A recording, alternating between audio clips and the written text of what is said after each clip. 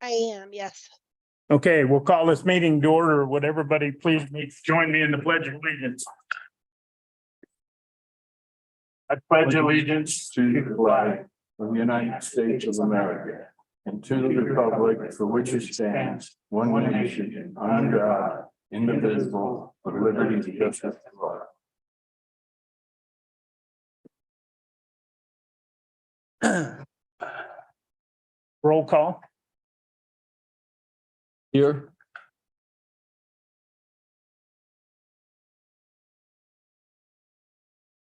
I can't actually hear anything. I don't know if you called my name. Sorry. I did. Here. Councilman Flutie, both of them are absent right now. Here it is. Here. For the record, Jacob will be here shortly, Jacob Flutie. So we'll move on to approval of the agenda. Has everybody had a chance to look at the agenda? Is there anything we need to add or take away?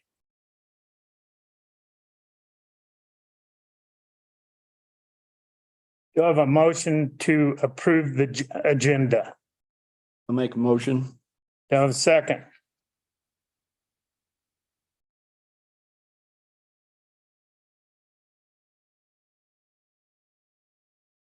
Can you hear us, Kathy?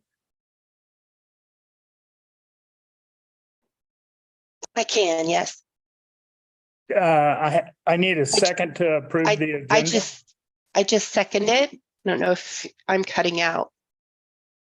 We didn't hear you. We'll make do until Jacob gets here. Thank you. All in favor? Aye. Aye. Okay. We'll move on to approval of June 11th minutes. Do I have a motion to approve or is there any discussion on it? I'd make a motion to approve. I'll second. All in favor? Aye. Opposed? And then we'll move on to the approval of the June 20th meeting. June 20th, 2023. Do I have a motion to approve those minutes? I'll make a motion. Do I have a second? Second. All in favor? Aye.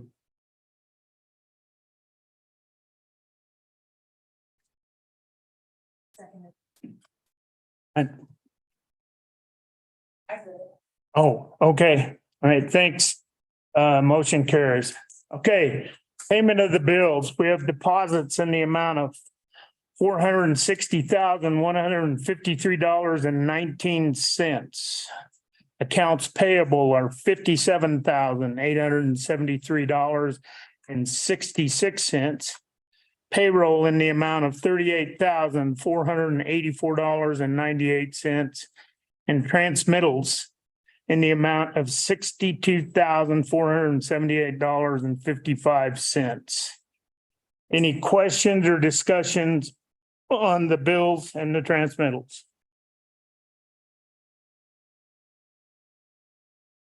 Do I have a motion to approve the bills and transmittals? I'll make a motion. Do I have a second? Second. All in favor? Aye. Aye. Okay, motion carries. For the record, it's probably 6:05. Councilman Flutie Jacob Flutie is at the meeting. All right. We'll move under to correspondence, Marie.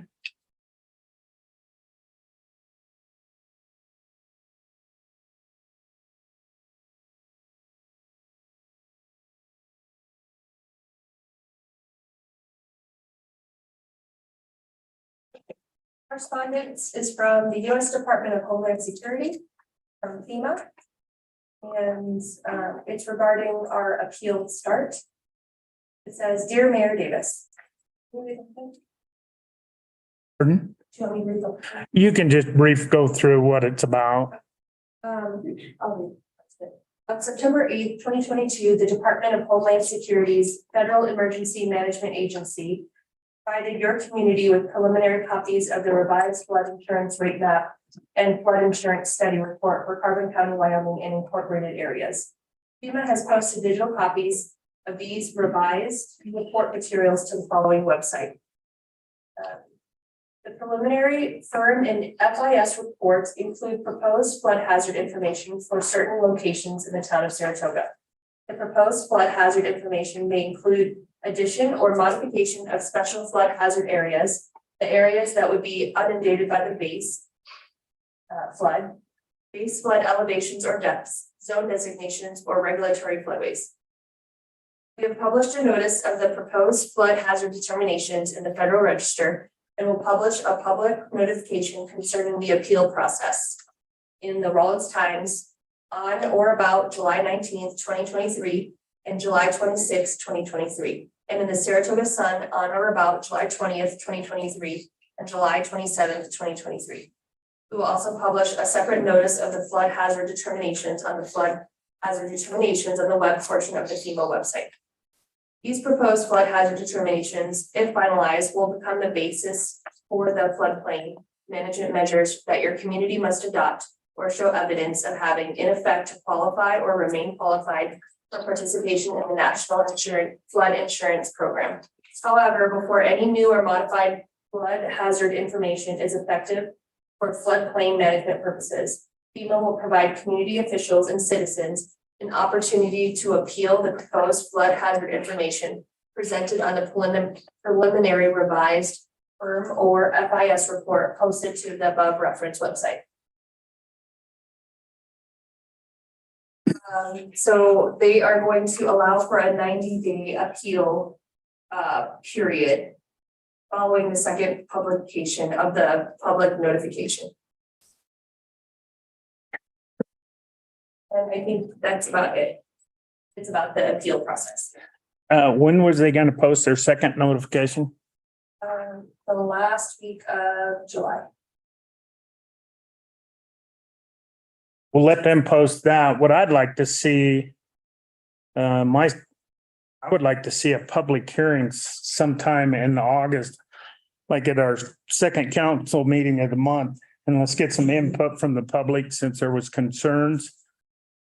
The public's brought it before us a couple of different times, and we have some concerned people, and they make it pretty difficult to fight because we don't have the stats that they have, but we may be able to come up with something. But to me, that would be the fairest way, is get public input and let the public kind of dictate to us on how they would like us to appeal this, if there is any appeal, because it's going to affect a lot of people. Your thoughts, I would say that's a good idea. Jacob? Agree with you. Councilwoman Beck? I agree. So let's tentatively set a public hearing to begin at.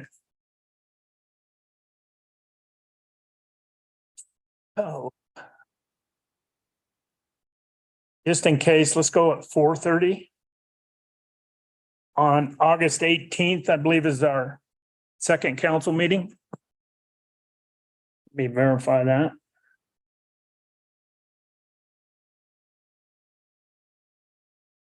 So the last. No, it'd be, excuse me, the 22nd. The 8th and the 22nd are the two meetings, so. It does say that if we do not receive an appeal or formal comment from your community in its own name within 90 days of the second date of public notification, we will consolidate and review on their own merits such appeal data and comments from individuals that you may forward to us. And will make such modifications to the proposed flood hazard information presented on the revised firm and in the revised FIS report as may be appropriate. If your community decides to appeal in its own name, all individuals' appeal data must be consolidated into one appeal by you, because in this event, we are required to deal with only the local government as representative of all local interests. Well, I think that would be the best way to do it, is get public input. They can write a letter to the council or put their input in writing and give it to us, and then we can file one appeal. I think that would be, the council's in favor of it. I would like to entertain a motion to hold a public hearing for August 22nd at 4:30 regarding the floodplain or the FEMA flood map. I'd make motion. Do I have a second? I'll second. All in favor? Aye.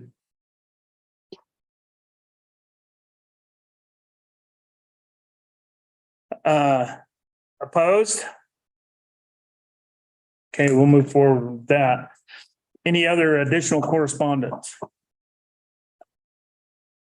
We'll move into items from the public. Excuse me, Mr. Mayor, Yes. I have a point I'd like to make.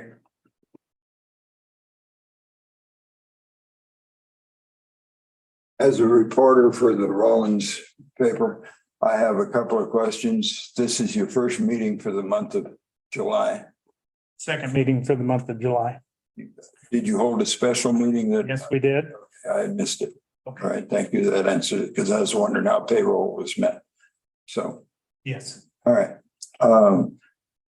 Do you consider correspondence only snail mail, or do you consider anything that you receive as a email official correspondence? I think it depends on what it addresses. Okay. It then needs to be brought before the town, we get correspondence. Various companies wanting us to do service with them, salesman pitches, I don't, I raise necessarily, that's left up to department heads. this issue because it happens that my wife wrote you an email yesterday or today. And Was a few days ago, yeah. and you didn't read it, and her and I both think that it's important to point that she was raising. And I was wondering if I have the email, if I can raise the points. I feel free. If you want to read it, I've read it. I've addressed it with the clerk. Okay. The first question was, there's no email address on the new website, how to contact the town with questions. What's the solution for that? I believe all of our emails are listed in the town website, aren't they? She didn't find it. I wasn't in. Yeah, I believe every email, the clerk, treasurer, each council member. But nothing directly to the town. If you didn't know, she was told that she could contact you directly, was the answer she got from the receptionist. Yes. And Or so she could she did, but can contact anybody directly, the clerk, the treasurer. okay. I don't know if the town actually has the town of Saratoga, do we have an email address? At saratoga.io. Is it posted on the website? I'm looking for it. Okay. She found that the old website was a .gov website and that the new website is now a .org website. Correct. Why did you switch? Her question was, why did you switch from a .gov, which is an official government website, to a .org, which is some charity or anything which she makes a statement of? She hesitates to go there because of where it might take them. The only reason why the email or the website before was a .gov was because we were a part of a bigger company that held a lot of websites for several municipalities. And it was confusing. The website was gov2.office.something. It was very long. So we went to something a little easier. And so the only one available was townofsaratoga.org. Okay. That was done under previous council, Okay. and I'm not Yeah. passing the buck or anything. Is that something that's going to remain that way, that this official town website will be a .org and not a .gov, which is supposed to be, as I understand it, with my limited knowledge of the internet, all government agencies and things are supposed to be .org, .gov. I've I never. may be incorrect. I've never read that. I'm not aware of it. I'm sure that the internet company that provided this one with us would have brought that to the past council's attention, but I've used this website. It's very friendly to use and I don't see the need to change it right away. Plus, didn't we just sign a contract with them for a year? Yeah, More importantly, she found that the new website, her telephone tells her that it is not a secure website when, as far as making credit card payments. And since you accept credit card payments for utilities and citations and other business, she is concerned with the fact that the possibility of being hacked when it's not a secure website. How would you address that? So when you make payments on our website, it actually takes you to the company that hosts that page, and it is a secure website. I don't know why her phone would say it's not, but it is secure. They host all the different municipalities. because the website itself does not take the payment. It goes to a company which is Express Pay. Am I correct? Okay. That's helpful. And it's a private comment. I want to thank the town government and the Public Works Department for the effort that they've been making at filling potholes, especially on Pickpike Road out there at the bend in the road before you got to Stone Gates. That was pretty raggedy out there. Thank you. Regularly out that way. And I did want to extend an attaboy to everybody involved. Thank you, and I'll pass that along to the crews. They've been working hard. They're in priority area number 2 right now, fixing potholes. Thank you.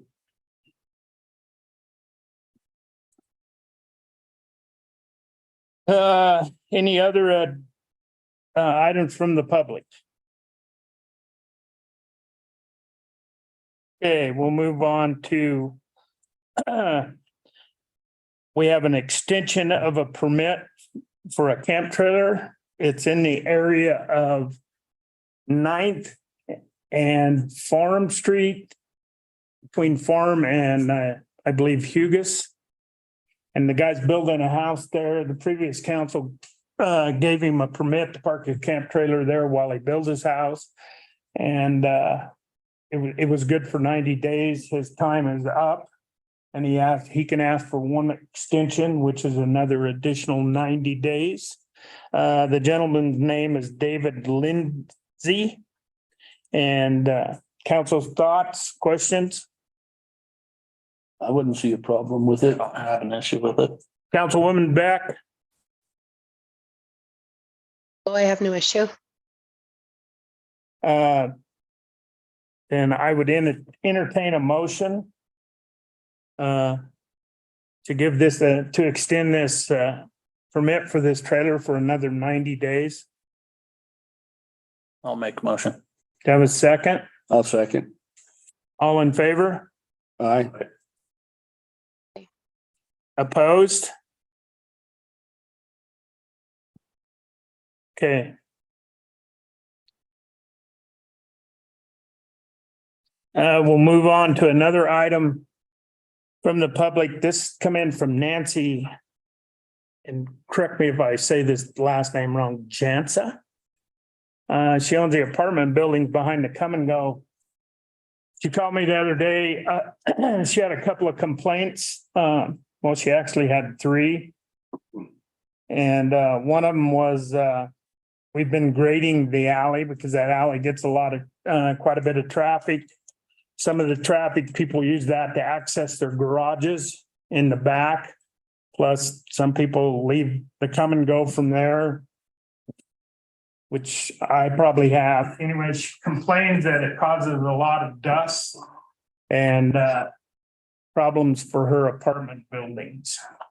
I told her I would bring this before the council. Her additional, another complaint she had was the Come and Go also receives gas trucks at 7 o'clock in the morning.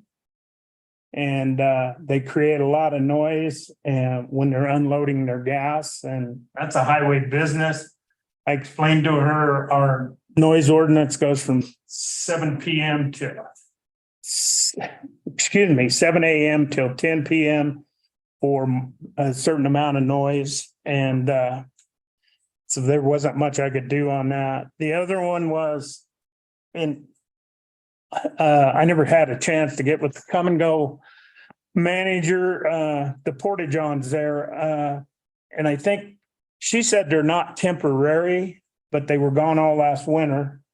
They were having some sewer problems. I don't know if they're still having sewer problems, and they moved in Porta Johns. Again, her concerns was they pump it 3 times a week and it stinks when they clean it. And the last concern she had was that RP Lumber uses a small portion of the community center parking lot. I met with the chairman of that board today, Joe Glode, and he thinks it's great that they're using it.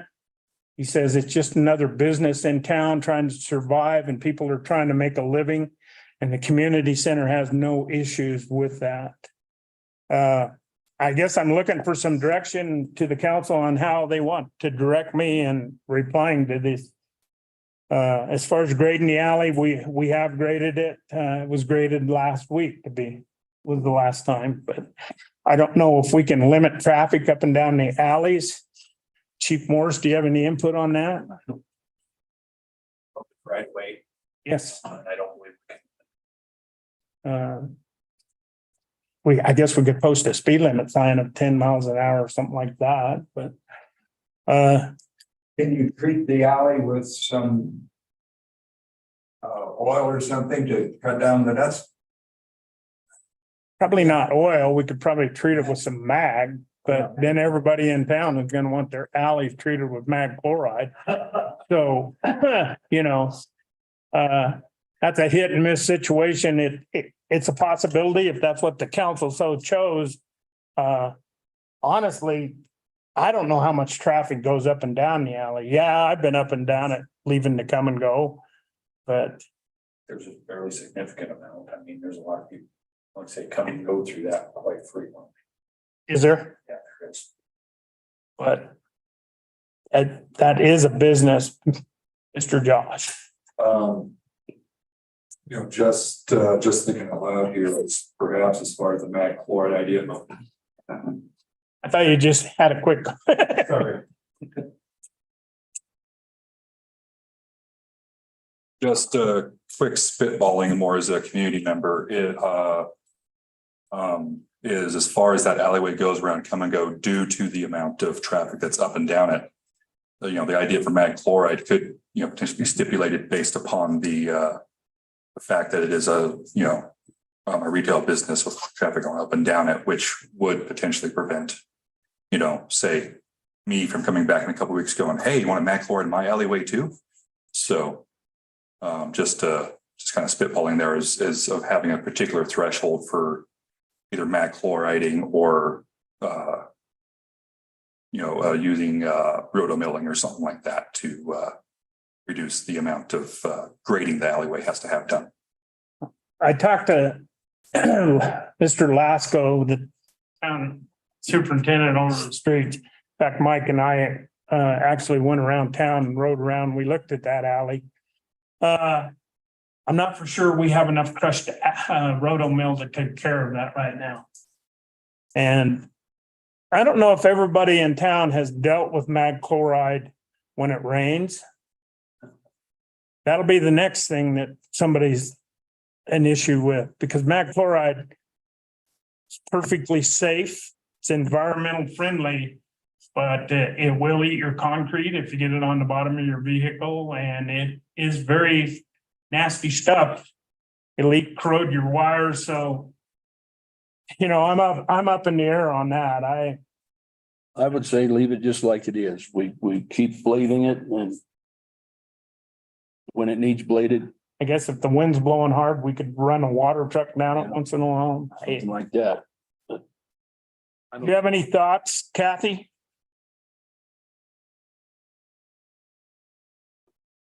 No, I would go with, I understand Josh's point, and if we do it on one alley, we need to do it, or others might bring it up, and we want to go with the safest route for residue.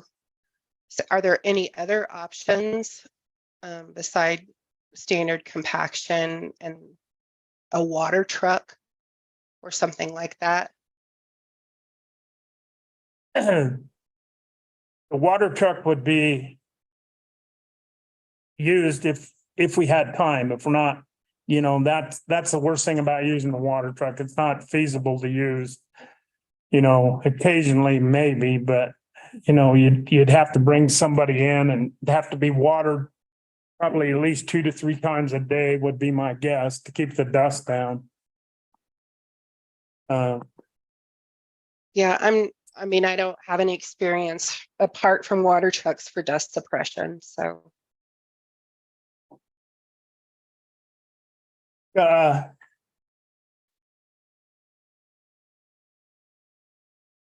We could look at some other options and come back, see what we could do with that.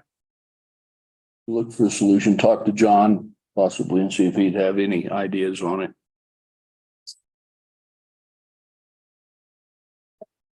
Received other complaints about dust too.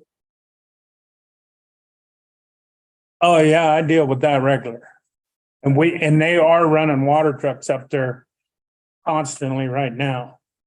I mean, they are doing actually, and they got their sprinkler system going now, so they're keeping it on the dust. I haven't had a complaint recently, but they're just some things that is out of the town's control. It really is, and maybe we can look at some options on this. And I don't have a problem getting back with the lady. She was very cordial and very polite when she brought up her concerns. But that is a business. Yes. One thing, just thinking outside the box a little bit, I mean, it may not make it very user friendly, but what about the possibility of maybe making a one-way alley? Actually just going from the west to the east, posting it one way, do not enter. That would keep the traffic that doesn't necessarily need to go down the alley going down, but it'd still be accessible to the folks in that area. The biggest thing there is I don't want to limit the people that's living there, whether they want to go east or west. That's my thought. I'm more concerned with the citizens that have a home there. They've used that alley for numerous years, and so is everybody at the come and go. So we may just end up dealing with the dust and leaving it alone. I just told her I'd bring it before the council and get their thoughts on it. So as far as the Porta-John issue, I will speak with the manager, the come and go. I still believe the Porta-Johns are only there temporary, and per our ordinance, they have a right to have them there temporary. Of course, the landowner says they're not temporary, but I believe the restroom is, I don't know if it's open on the inside and it's just for overflow purposes or what, but anyway. I know they were in troubles finding somebody to fix their sewer, so. So anyway, so with the business, I think if it's just temporary, there's nothing we can do with it. All right. I will report back to Nancy and tell her we discussed this. We're looking at a couple alternatives, and is that in agreement with the rest of the council? Yeah. It is with me. It is with me. Me again.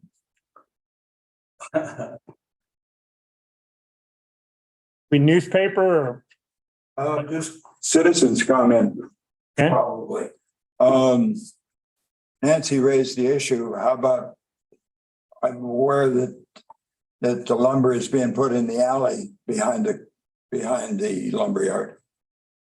But they are now also using your public street and your public right of way, which you spend $1 million or more, $1.5 million fixing that all up and making that very nice as a lumberyard. All of Spring Street. I mean, and it's not just a set of rafters until they come in and pick them up that afternoon, but that stuff appears to be sitting there permanently or semi-permanently until it's sold. And I I've been wondering as a citizen about that question of should they be doing that? Do you have an issue with that? Yeah, it shouldn't be being done. Okay. Can the people on Bridge Street, can the people on Bridge Street do that? In the alleys? No, on the front street, can they hold a store? I've never had to face that issue on Bridge Street. Okay, but that issue is there at the lumberyard. And yes, their lot's too small. I understand that. And there's a history behind all of that. But the reality is that's all the lot they've got. Mm-hmm. And it's a needed, facility we need in this town. They pay a lot of taxes. They're very easy to deal with, you know. What about the issue if somebody come to me about your property with all your garbage and the way everything's stored, your salvage stuff, the way it's stored, you park your vehicle in the street, it's right across from baseball fields. Is that a concern? Is that an issue? It is an issue. And I expected that to be the response. But I mean, it's all over That's a town. fair response. It's all over town. Where do we draw the line? That's my question. That's a commercial business leading from your preeminent community thing where strangers come to town and then they walk down past that, through that lumberyard to get to the businesses down on Bridge Street. That's my concern. It's an image thing.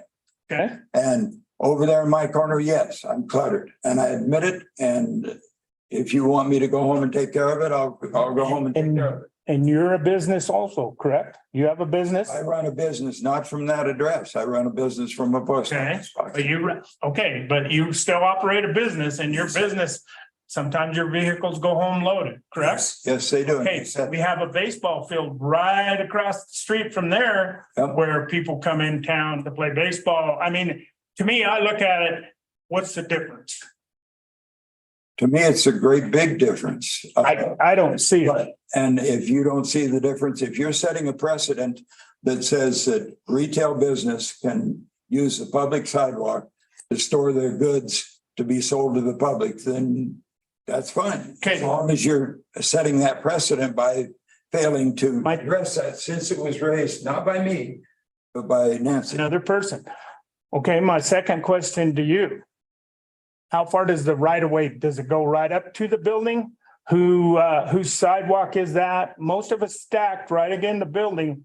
I'm not for sure where the right of way line is there. I don't know either where the property line is. It would be at the property line, which But is that the building? at my place, I assume it's the fence that's up there. It was always there. I didn't put the fence in. Don't know. It'd have to be surveyed in. This one I can probably find out. Yours would take a little more detail. And so I just thought it was worth, at the risk of getting myself into the hot seat that I'm currently in, I thought it was worth going along with her, Nancy's concern, since she didn't mention the front side. And I think you're setting a precedent for all the businesses in town that it's okay to have their wares for sale in the public right of way. And I'm not for sure that's in the public right of way. I did talk to the people that had where they park their vehicles and unload their lumber, and they don't have an issue with it, Yeah. I don't know, how's the rest of the council feel? Do you have an issue with the way they stack that again, the building? I don't know. I do not. Kathy, are you clear on where we're talking about? Yeah, and I understand Richard's point. And if we're talking about public property and the right of way being used for a laydown yard, then I can see the concern. I would ask that what Richard are the things that you're storing at your place on your private property. And I mean, if we're going to get into that conversation, we understand that, a vehicle could be parked on the street if it's up to date on its tagging, right? So we don't tell, as a rule, we don't tell people in town how messy or clean they can keep their property. So I don't know that that's the same comparison to go back on Richard and say, let's call you out. I don't think that's fair. If the concern is public right away is being used as a laydown, then we should probably go to the company and ask them to store things in their area within their allotted space, their property. So I think that would be a good start to do that and see if that's an easy way to fix it. And in the meantime, confirm what the outline of that property is and where it becomes public space. I think that's a fairly easy way to approach it. I mean, have we asked them to move trestles or other things that are being stored in public space? Is that an option? I think that'd be a good start. Thank you. Thank you.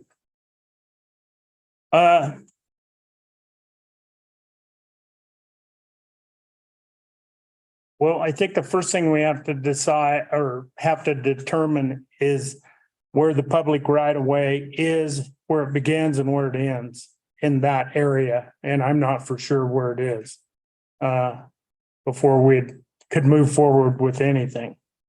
I know that it's been there for years. The lumberyard they've always had their stuff stored outside. This is probably the cleanest I've ever seen it. But I think the first thing we need to do is determine whether they're in the public right of way and address it from there. Because personally, I don't have a problem with it. Any of you guys have an issue with it? You know, it's from the public. This is public right of way, yes. But I can tell you this, if we move forward with one issue like this, then we're gonna have to move forward with every issue in town. And right now, the town's got way more important things to move forward with than that. We start moving everything out of public right of way. Do you think this is funny, Mr. Hodges?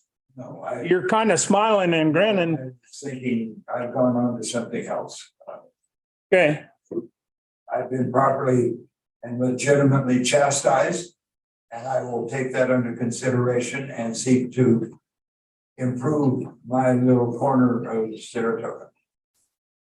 so, you know, the biggest thing is we got to remember why we live here, and we live here because it's Saratoga. And I don't want to see it changed into ways people want to see it changed into from where they come from. I mean, I'm open for growth as long as they don't want to change Saratoga. Because, but I mean, there are some issues we're addressing. There's some issues we're addressing right now. And I usually address them on formal complaints. And since we got a kind of a complaint on this one, I'll move forward with it and see exactly, determine where the line is over there. What is public right of way and what isn't? Is that in the council in favor with that? And then we'll bring it back and discuss it at a later time in a meeting. Yeah. Yep. Kathy? Yeah, I'll support that. Okay, I will report back to the council. The next item from the public. I was contacted by Scott Curbs. There's some land up in the area between, and it would basically be from about 7th to 9th Street, from Farm Street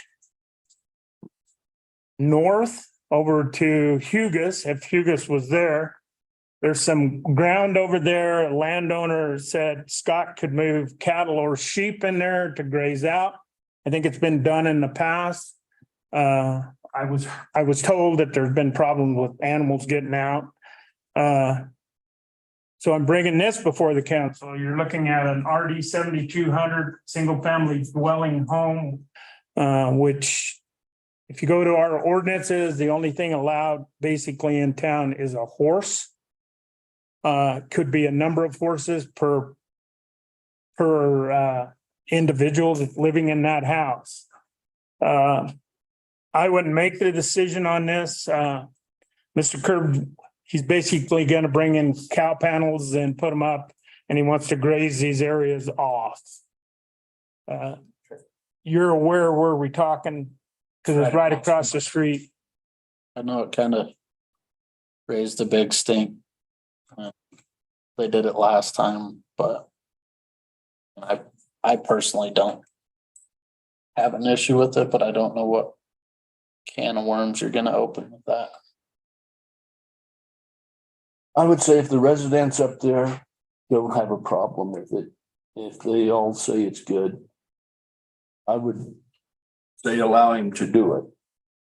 Because it is a fire hazard there and the cattle or sheep graze it off. But it has to depend on if the people in the neighborhood there, if they sign off on it, it's okay. Then I would go along with it. Josh.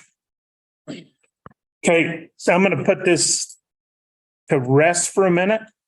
We have a person zoomed in and I told him we'd start as soon as he got in.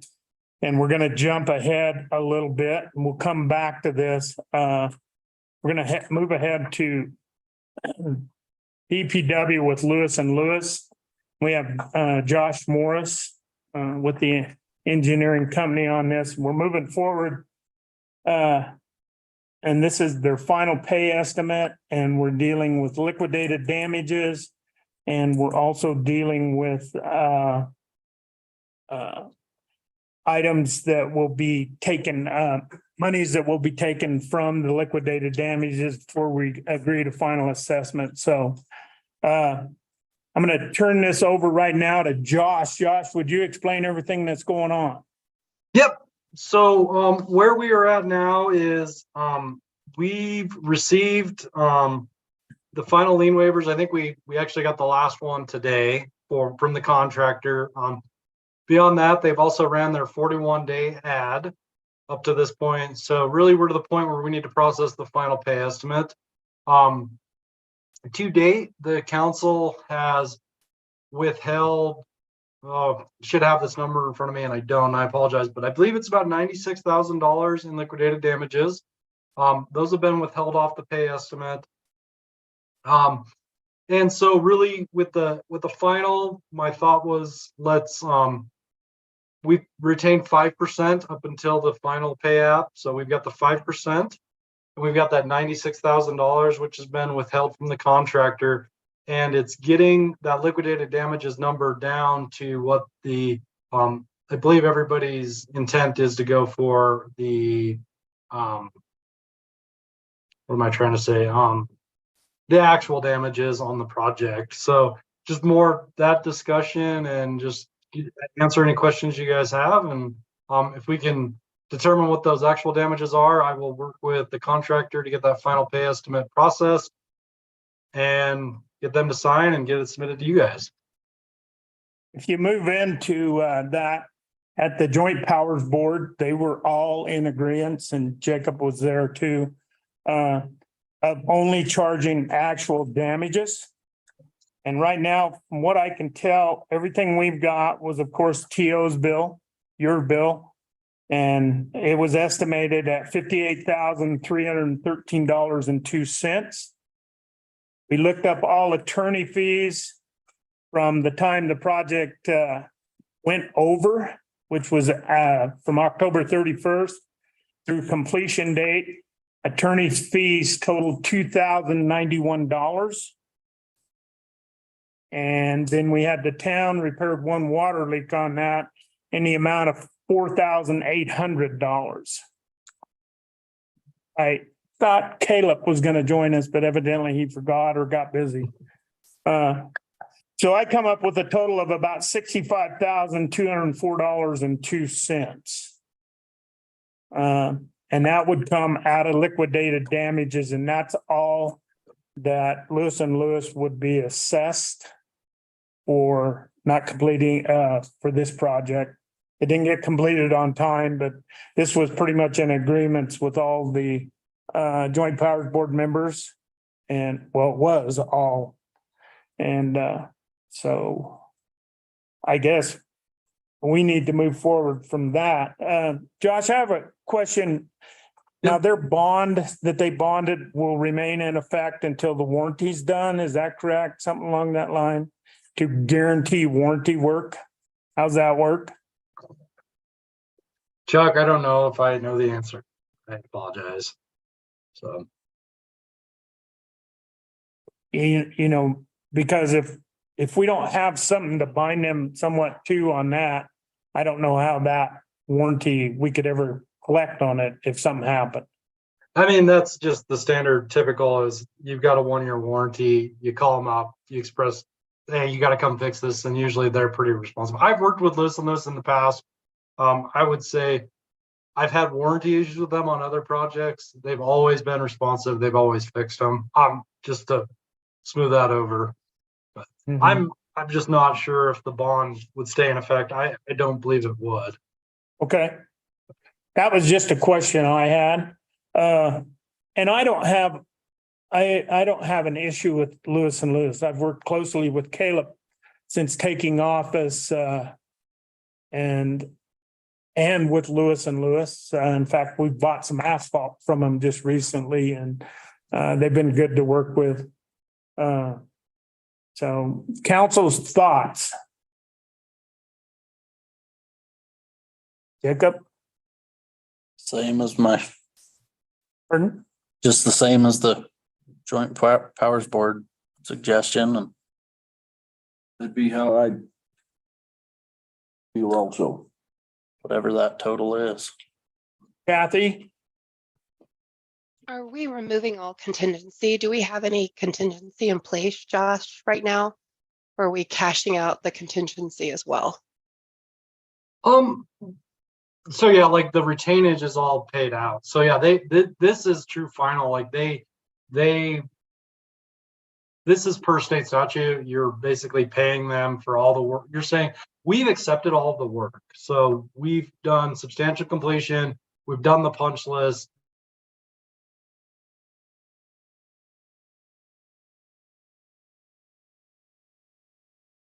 We lost you for a second, if you can hear us, Josh.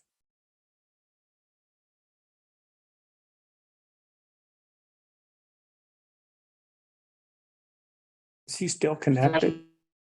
And we, But I'm still on. I can still hear. So he looks frozen on my end. oh, he is, darn. There. Okay. So final approval, all the paperwork, all documentation is then handed off. Yes, yeah.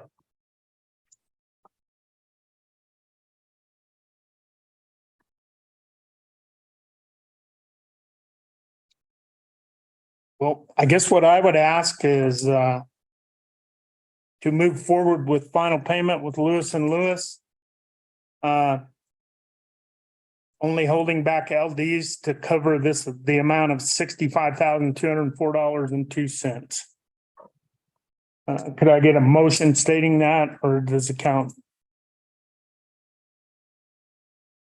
I'd make a motion to do it. Do I have a second? I'll second it. All in favor? Aye. Okay. Any opposed?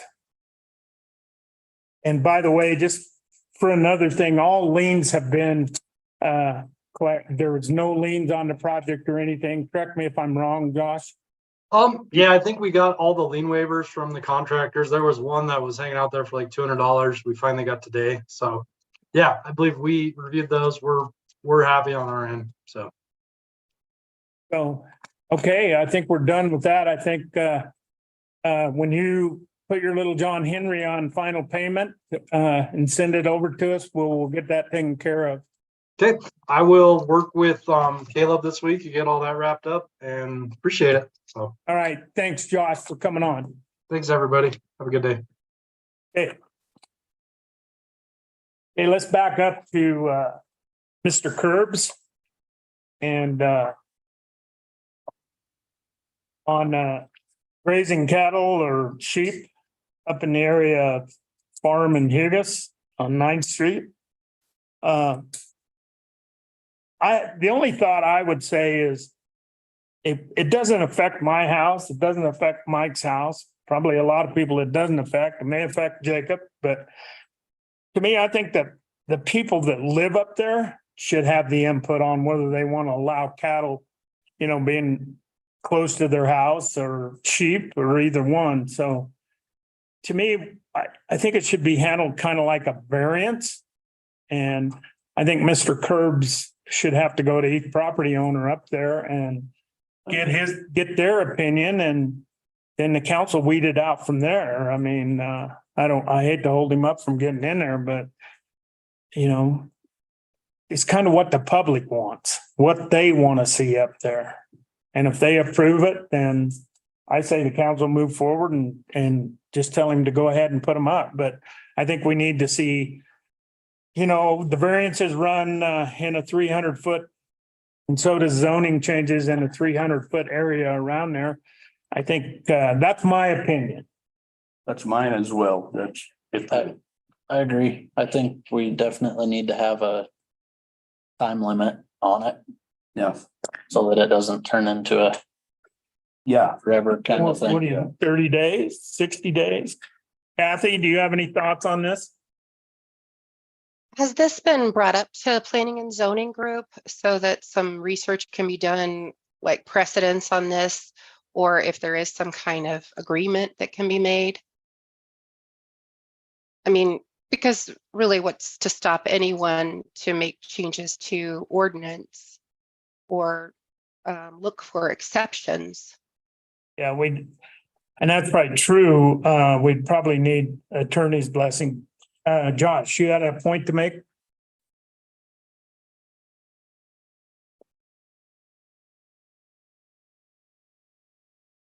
So yeah, I know this has been an issue before that had been brought up under some previous planning commission.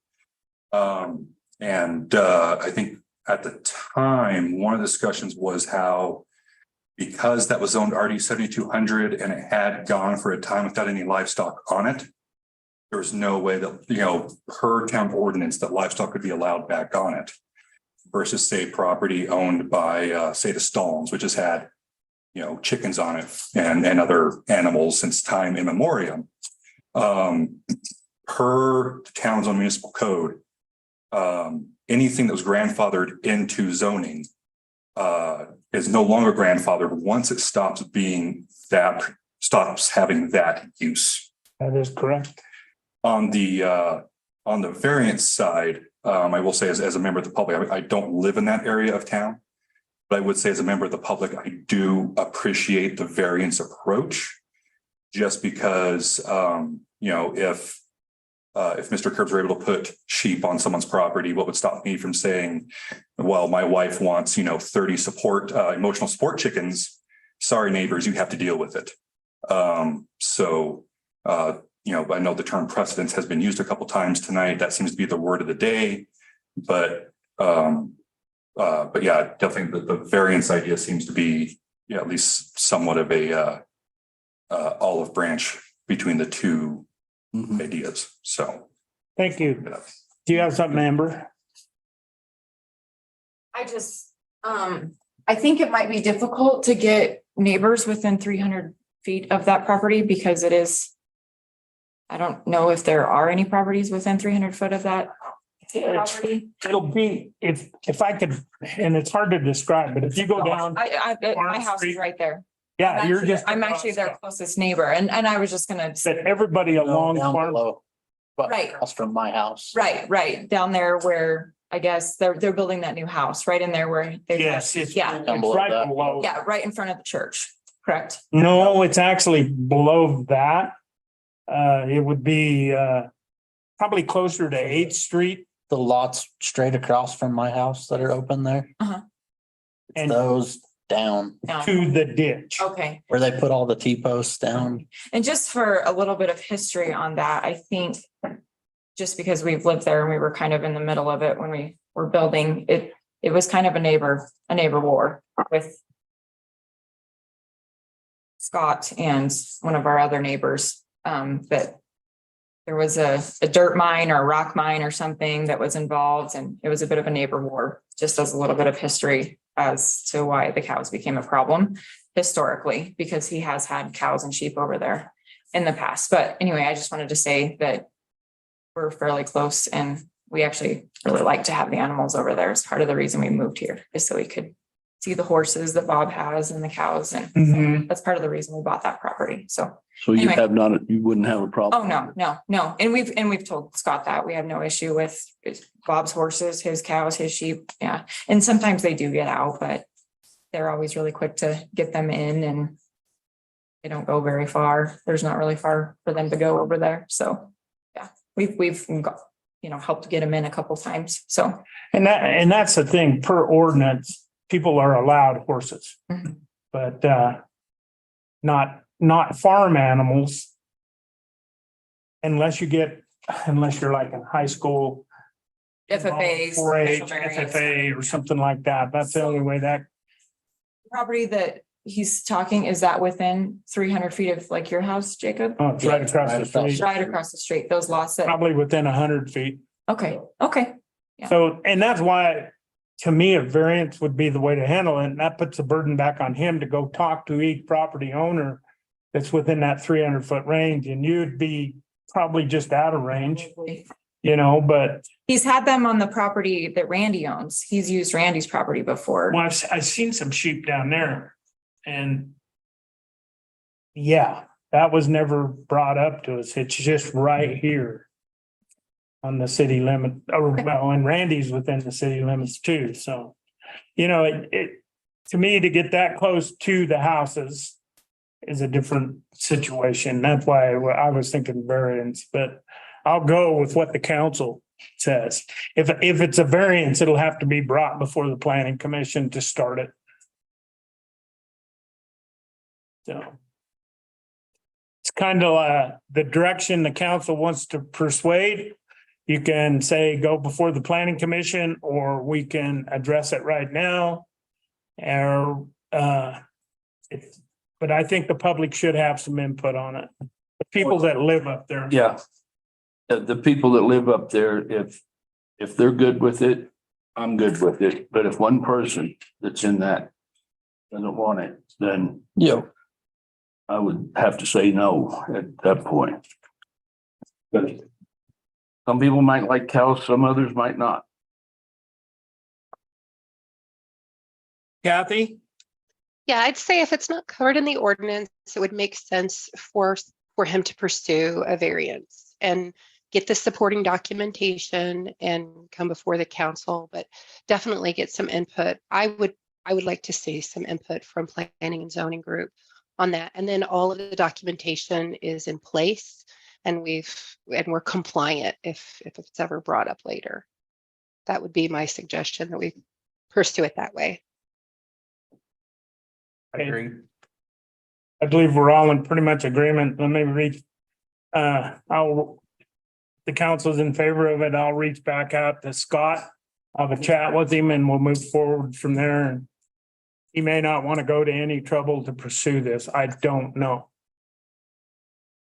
Council in favor of that? Yes. Yep. Kathy? Yes, I'm in favor of that. Okay, that's what we'll do. Okay, we'll move on from that. Okay, we're going to town hall.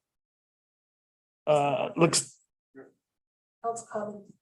what's that? Did I skip one? Oh, council comments. Okay. It's kind of a comment. It could be new business, but I have two comments to make. One is I'm asking for the town's help on this. And one of them was, we have a lot of people that seem to be dumping trash in city dumpsters. It's one thing if you're a tourist. The other thing is if you own property in this town, you should have your own landfill permit and either hire somebody to take it to the landfill or take it there yourself. I'm asking for the public to help us monitor this. It's mainly at the hot pool in Veterans Island. I mean, it seems like in one day a dumpster can get full, or one evening, and we need some help on this and because probably the majority of people sitting in here, if not all of us, we pay for landfill. We take our trash to the landfill or pay somebody to. And it's not fair that other property owners in town are using town dumpsters for this. I know the chief and I have talked about this on a couple of times.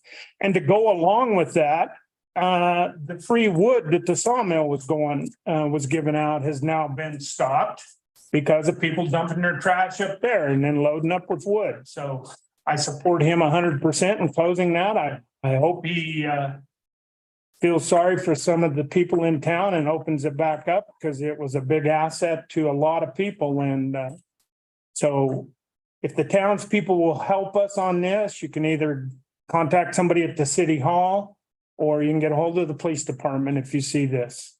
So I'm asking for that help. The next item I want to bring up is the town officially doesn't have a clerk at this time.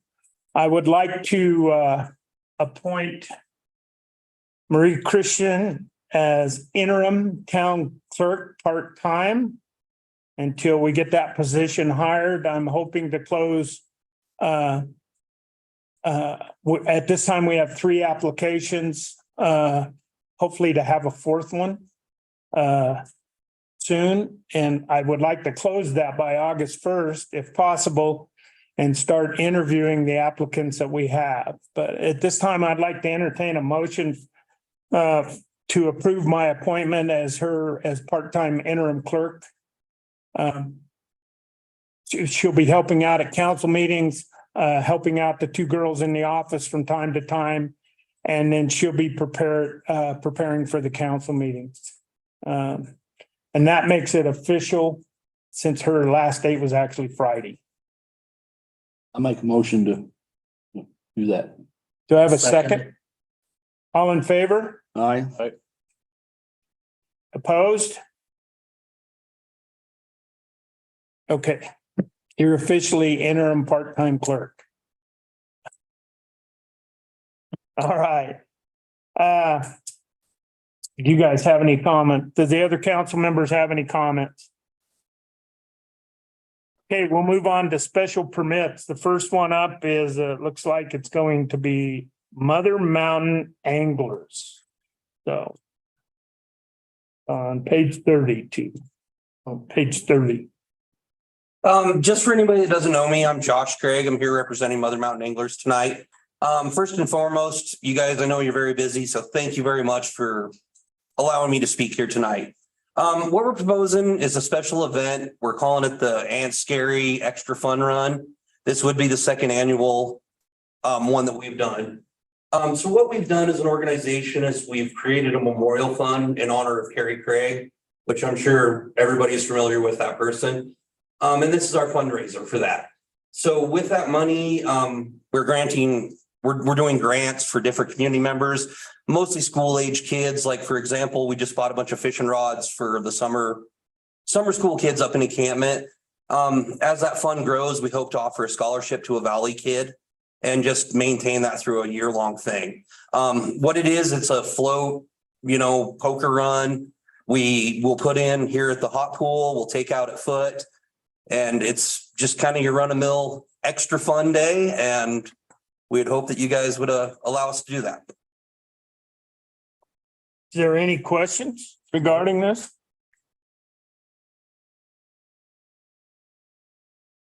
Any? Do you have any questions? Kathy, do you have any? No questions. It seemed like all the info was on the application. Any concerns from the police department?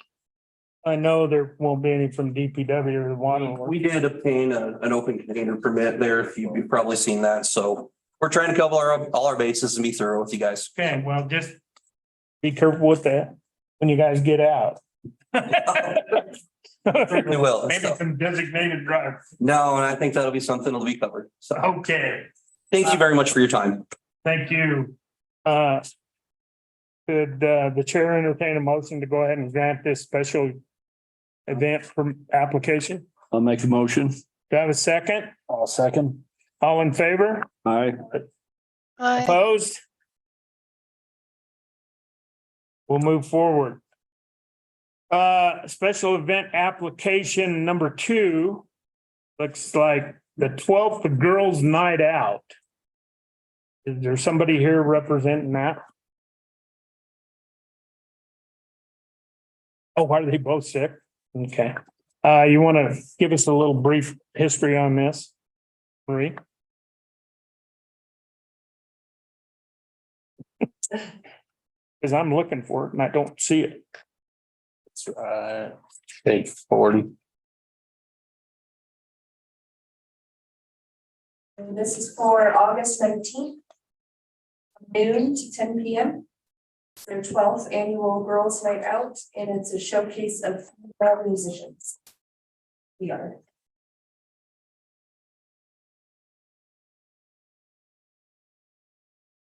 Okay. Any questions or concerns on this? From the council? From the public? From the chief? Chris and I had some very good conversation that came to the high water hoedown. And that, so I think that he addressed any concerns that I certainly had. Okay. And I have not heard any complaints this year. I know there's a gentleman that lives over in the area that had some concerns. Have you talked to him? But I have not personally, but members of the department have, and we'll do whatever we can to address his concerns. Okay. We had made arrangements for high water hoedown, which unfortunately had to be canceled, and we'll do the same in this event. Okay. There's, with no other questions, I'll entertain a motion to go ahead and approve this event application. I'll make a motion. Second, I'll second. all in favor? Aye. Aye. Okay, moving on. We'll move on to the WHAM invoice in the amount of $2,284 and no change. What this is this is our annual membership with WHAM, which we gain a lot from WHAM. Is there any questions about this invoice? Do I have a motion to pay this invoice? I'll make a motion. Do I have a second? I'll second. Second. All in favor? Aye. Opposed? Okay, we'll move on to the Pine Cove Fish Threat Treat quote. I have no idea what that is. It's for cybersecurity. So our insurance, our liability company asks that we have this coverage. And so because we're not covered yet in this way, I asked Pine Cove to give us a quote on this. And so this is for there's a quote for a year and then a quote for 3 years on here. Okay. What was the quote? Okay. Quote for 1 year was $767.25. For 3 years, it was $1,224.75. Is there any questions? Do we want to go with this quote? Do we want to go look around? Or just go with this quote? And this is for cybersecurity. It doesn't look like a bad price to me for that. Either one, really. Yeah, I'd be good with going with the 3-year one. We save quite a bit of money. You looked into much about them to see if there's any Pine Cove. people that have issues or not, or Well, but Pine Cove is our IT company that covers us and we get 24-hour help with them. Okay. They also come here when we need them to work on things. And so this is just our company that we always go to for quotes like this. okay. Any other questions? Marie, You, you said this is part of a requirement that we have. Is it just for our website to have phishing protection from It's users? for or- our whole server. Okay,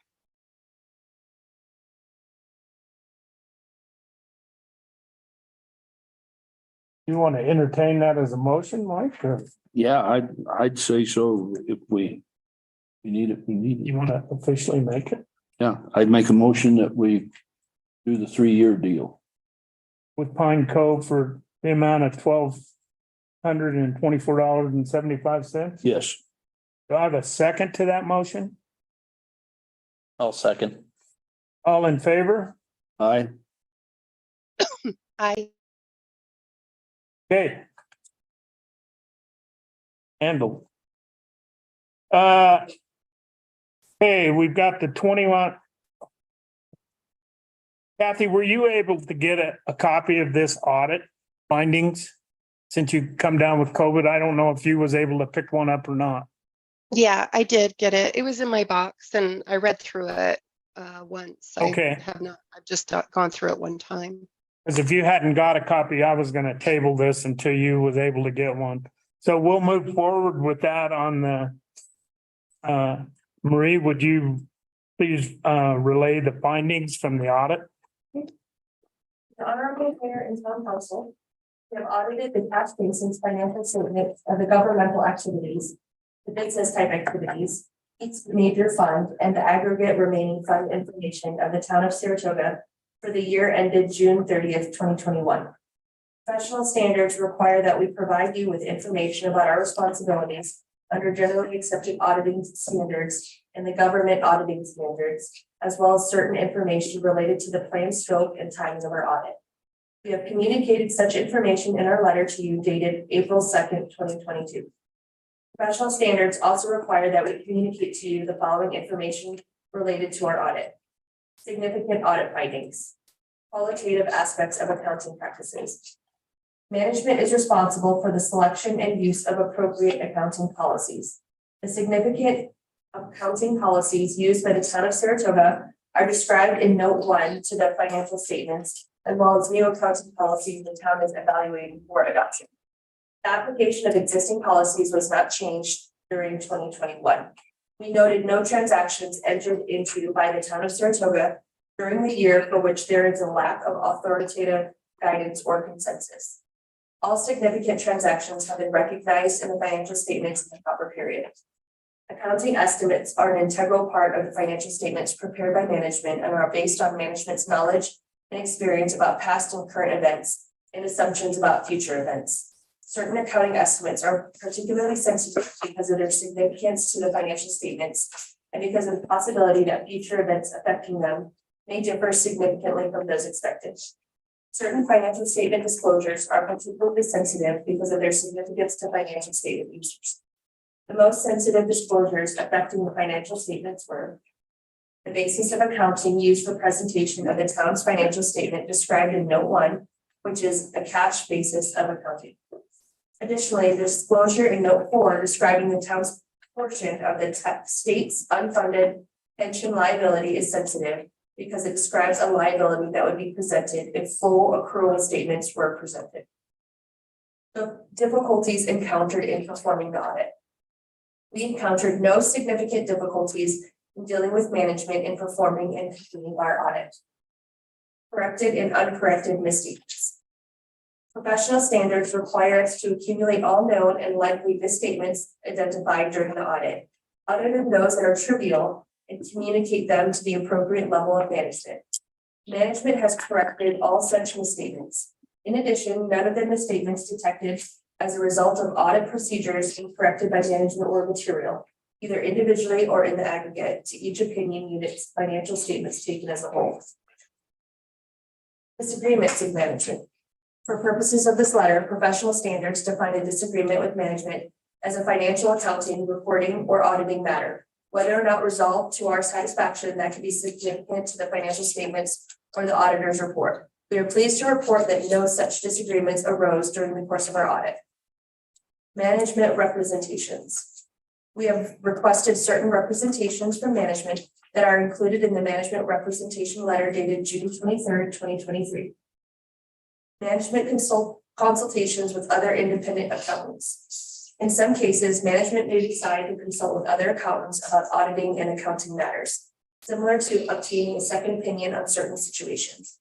If a consultation involves application of an accounting principle to the town's financial statements or a determination of the type of auditor's opinion that may be expressed on those statements, our professional standards require the consulting accountant to check with us to determine that the consultant has all the relevant facts. To our knowledge, there were no such consultations with other accountants. Other audit findings or issues. We generally discuss a variety of matters, including the application of accounting principles and auditing standards with management each year prior to retention as the town of Saratoga's auditors. These discussions occurred in the normal course of our professional relationship, and our responses were not a condition to our retention. Other matters. We were engaged to report on the budgetary information which accompanies the financial statements, but is not required supplementary information. With respect to the supplementary information, we made certain inquiries of management and evaluated the form, content, and methods of preparing the information and determined the information complies with the cash basis of accounting. The method of preparing it has not changed from the prior period, and the information is appropriate and complete in relation to our audit of the financial statements. We compared and reconciled the supplementary information to the underlying accounting records used to prepare the financial statements or to the financial statements themselves. Restriction on use. This information is intended solely for the town of Saratoga or for the town council and management of the town of Saratoga. It is not intended to be and should not be used by anyone other than these specific parties. Very truly yours, Summit West CPA Group, PC.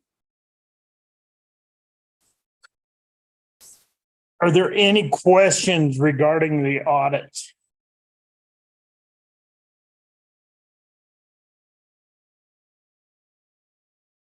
Any concerns?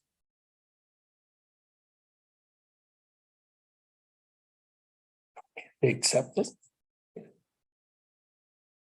Do I have a motion to accept that? This would actually be the 2021 audit for the town of Saratoga and their findings. I'll make a motion. Do I have a second? I'll second. All in favor? Aye. Aye. Okay. We'll move forward from there. Okay, we'll move on to our departments and we'll move on to the police department. Mr. Chief, you have the floor.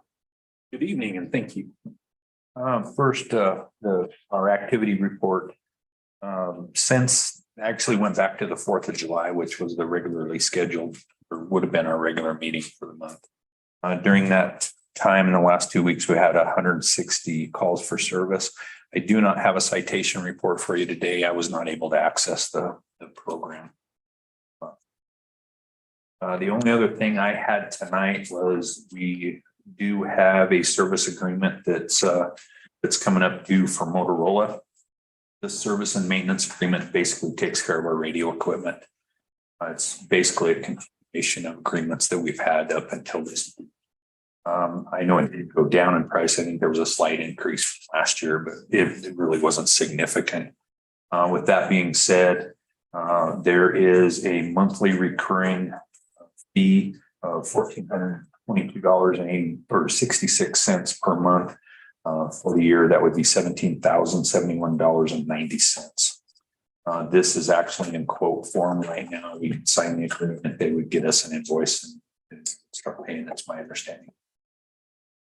If accepted. And this takes care of all our radio, including handhelds. The handhelds, the portables, the dispatch equipment, the repeater up on the hill, troubleshooting and maintenance when we need it. So on call, they're available. And this is what we've been paying in the past? Yeah, like I say, there was a slight increase, but yeah, it's just a continuation of that basically. Oh.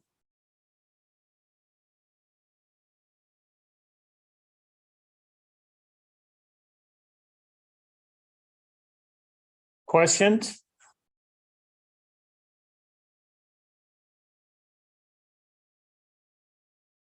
Do I have a motion to accept this quote and pay it when the bill comes in? I'll make a motion. Second, Second. all in favor? Aye. Aye. Okay, opposed? Okay, here you go. Thank you very much. Okay. We'll move on to the fire department report. Looks like Mr. Nick Carey is going to present that to us tonight. It's been pretty quiet. I think we had 2 search and rescue calls and 2 out of town calls. And since the first of the month. The only things that I had, Firecat's gonna be here Friday for hose testing. I was gonna see if we could get Myrtle shut down from South River to South Veterans, kind of catty corner from the ambulance barn there. That's where they usually roll out and test hose there. It's kind of a quiet street. Would you guys work that out with the chief of police? Yeah, if that works for you, however you want to do it. When's that again? Friday, it'll be Friday morning. Sure. I don't know how long it'll take. We'll have to shuttle trucks up there all day. The air conditioning deal, having Flat Valley Heating and Air Conditioning, Mm-hmm. the budget deal. We approved that. I believe that was approved at the last meeting. budget deal. So we approved it through us too, so we'll get a hold of him and get it going, I guess. Oh, okay. Pancake breakfast was the largest year we've had ever. So that was good. And the only other thing we got is the 100-year deal this weekend, and then we'll start on Bullfest. So Okay. that's it. I have a question. Does the police department or the fire department still have, you guys have a donation fund that you run under your, strictly Right. under the fire department, Right. correct? Yep. Okay. Yep. I thought you did. I couldn't remember if it was still there or not. Yeah. Is that where the pancake breakfast comes in? Yeah. And so you guys basically do all the operating. The bookkeeping for it, but And then we basically just pad it with the okay, donations. So. all right. Cool. Any Thanks, other Nick. questions for Nick? All right. All right, thanks, Nick. See you, buddy. Okay, moving on to the recreation department. It looks like we have a purchase. My understanding, Kathy used her personal credit card to purchase some pickup balls, which was fine except for the sales tax for reimbursement because we don't pay sales tax.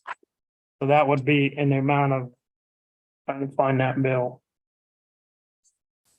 2678. It's 2839 with tax. So that's fine. I'm aware of eating the tax. That's no big deal. I'll entertain a motion to go ahead and reimburse Councilwoman Beck for this amount minus the sales tax. Where did that go? What was the total? It's 2678. 2678. 2678. Do I have a motion? I'd make a motion. Do I have a second? I'll second. All in favor? Aye. Aye. Okay. Then we'll move on to Kathy, I'll turn this over to you. Okay. Recreation department updates. The community center gym calendar has been posted on the rec department and PVCC Facebook pages with all of the regular events for July. Open gym continues through the end of summer. Mondays 6 to 9. Tuesdays girls volleyball is 5:30 to 7 and open gym 7 to 9. Wednesdays 6 to 9 and Thursdays girls basketball 5:30 to 7 and open gym 7 to 9. It has been requested from the open gym supervisors. In some cases, folks want to be open on Fridays, but it would just be for like special. They want to get together and play sports or do something in particular, but they've been opening it to them. They've been contacting the open gym, but I asked them to hold off on that until we have council's permission to extend open gym hours to Fridays only if it's requested through town hall, and we give them 3 days notice and their open gym supervisors available. So that would be the first thing. I don't know any details on the groups that are requesting it. It's just a change in our schedule. So I wanted to bring it to the council. Okay. And the open gym supervisors are okay with all of that? Yep. I did ask them if they're available, if we give them notice like that. I'd prefer that town hall be contacted rather than the open gym supervisors directly. So if they can call town hall and pass, for now, you can pass it on to me and I'll get a hold of our open gym gals and see if they're willing to cover it if it comes up again. And I can, if we pass this, I would pass this information on to the staff gals. Right now, we've got 2 primary supervisors, and we can put posts, we can post a message up, put stuff, some signs up if we need to, if people want to meet on Fridays.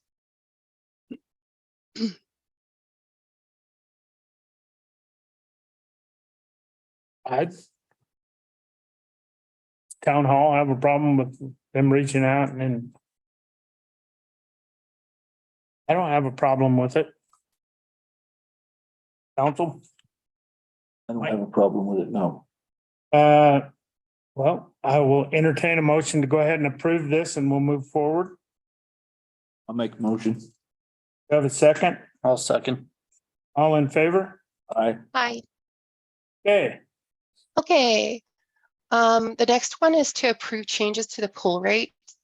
In the packet, I attached the new rates. Essentially, what we're asking to change, it's based on recommendation from the Rec Commission. Whisper, our pool manager, came in and talked to us about some senior citizens who have come to the pool. There are those seniors 65 and older who are participating in the classes, but right now our rates are $3 for senior citizens to come to open swim. And because they typically only come for just a few minutes at a time, it was requested that we change seniors' fee to enter the pool for open swim from $3 to free. So the update on the pool price list changes $3 for seniors to free, the group rates also, and for the swim passes that don't include fitness classes, we would just remove it from the table altogether. So we're basically just asking to make the senior pass for open swim free. And also there's a highlighted change on the 12 punch pass for youths. We did not previously have a price for a 12 punch pass for our youth aged 5 to 17. So I've made that consistent with the adult pricing. So it's $25 for a month or $25 for a 12 punch pass for that youth age group. So I'm requesting approval to change the rates for seniors and the child punch pass rate. any questions? I don't have a problem with changing the rates at the pool. I think, in fact, I think this is a great idea.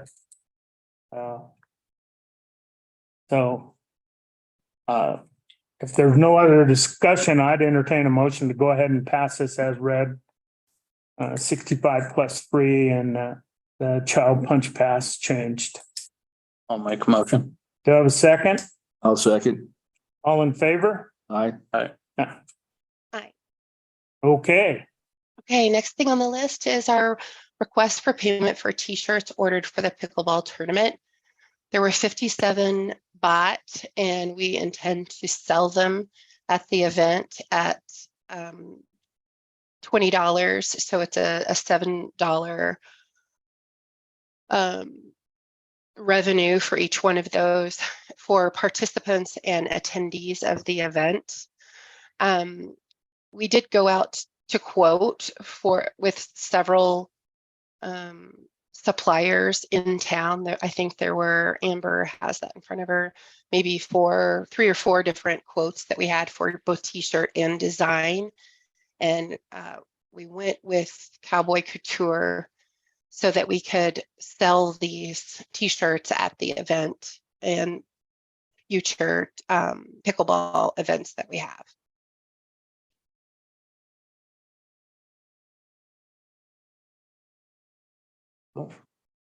Were you? Do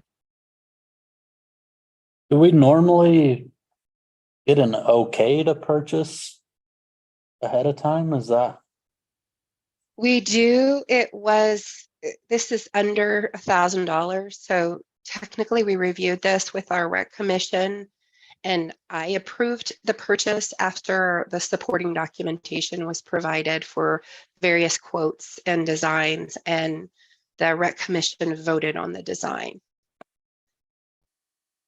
So this was intended to be a revenue and advertising opportunity.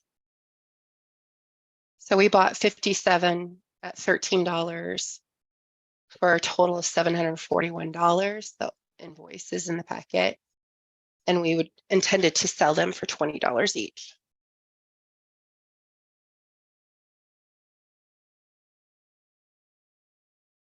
Okay.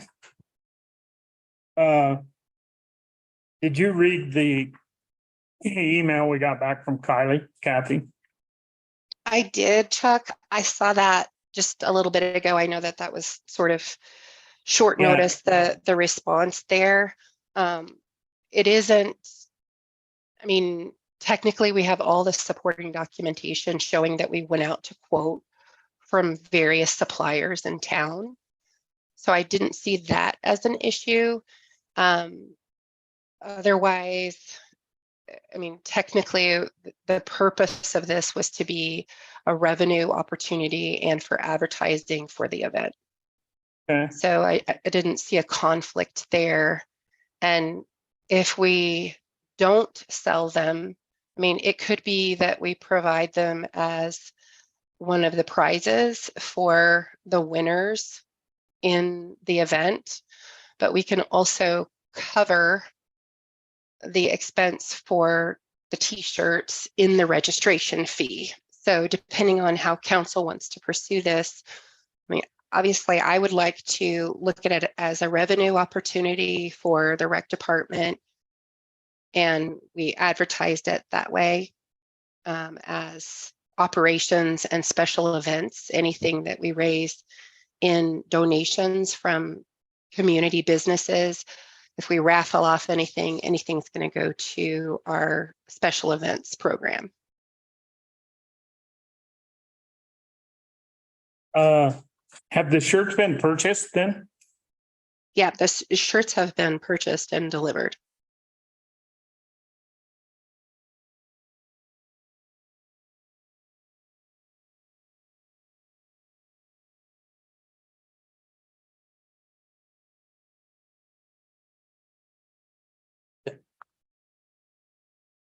We legally do that?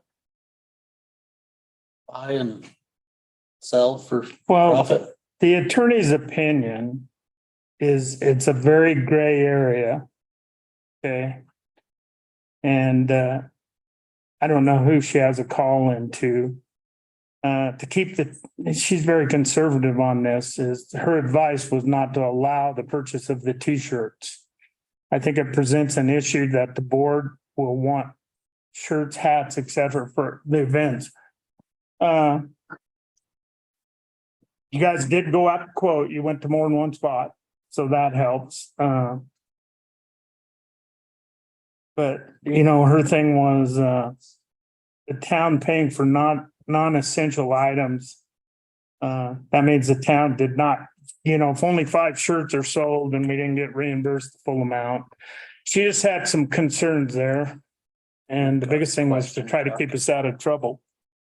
I have a question. I was wondering, I could, my question is, the fire department over the 4th of July had their pancake breakfast, and it was my understanding that they were selling T-shirts. So what would be the difference? okay, the big difference is you heard me ask if they have their own private donation fund. Mhm. And that's where that money come from. Am I correct, Marie? So that's their private fund. It has nothing to do with their budget. It has nothing to do with the town. Okay. Okay, If we turn around and sell them, don't we have to turn around and pay the state sales tax? well, and that's another issue is a sales tax. And we're not geared up for sales tax. So because then they would, I'm sure they'd want their amount. It creates kind of an issue here, and I don't know the correct way to follow it. I really don't. I'm just going off the advice that the attorney handed out.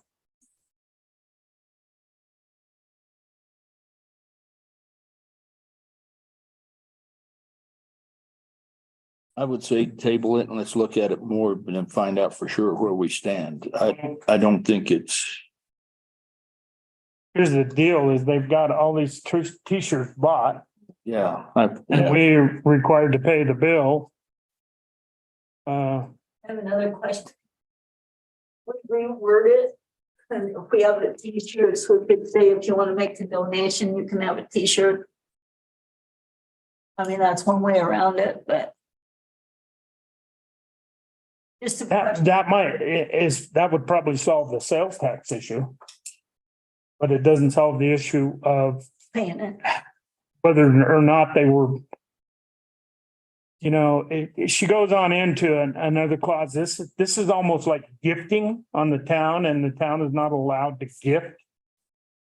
And it's a kind of a legal formality. She's still searching for the total legalities, but was highly advised not to do this. But with the shirts already bought. Chuck, on the gifting, I think that was for the food side of things. If we were to provide something to the community members and not ask them to pay for it, that would be considered gifting. For the T-shirts, I think the concern mainly from what she said was, are we setting a precedent again? And did we give other community stores and or people who sell the same products the opportunity to bid? So, I mean, in the past, we organize an event, we have a registration fee to sign up to participate for the event, and the T-shirt is built into that price. So it's included in the registration. If you register and you pay $40 per team, then the first 50 people get a T-shirt. That's usually how it's done. In this case, we pursued this alternative to see if we could sell shirts in order to create an event for the future, like to set up sort of a tradition and have this recurring event. So correct me if I'm wrong, but but you're not doing that here. You're actually charging for the shirt. Is that correct? Right. It's not part of the registration fee.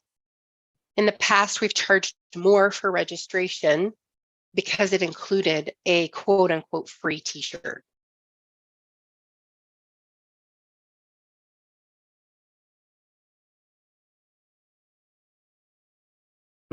I mean, maybe the best route is for us to have the shirts available and look for donations and see if people are willing to donate. and make that a suggestion and say it's a donation and bring it in that way, and then see if we have donors who are willing to make up the difference to cover the expense of the shirt. How did they get purchased? Like, Because- did you pay for them like you did the pickleballs No. or? No, we approved the purchase through the rec commission. It was requested and I approved it as council liaison to make the purchase.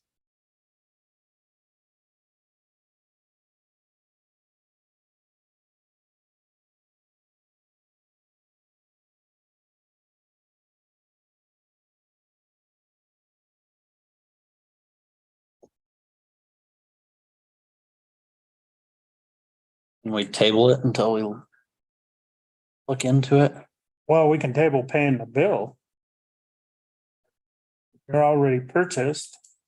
The donation part, I suppose we could go ahead and go forward with that. As far as, It's not free, right? It's Right, I only mean, it's not technically a Yeah, gift. time. You can't give stuff. no, but if they make a donation, they can have a shirt. That doesn't sound good either. I don't know.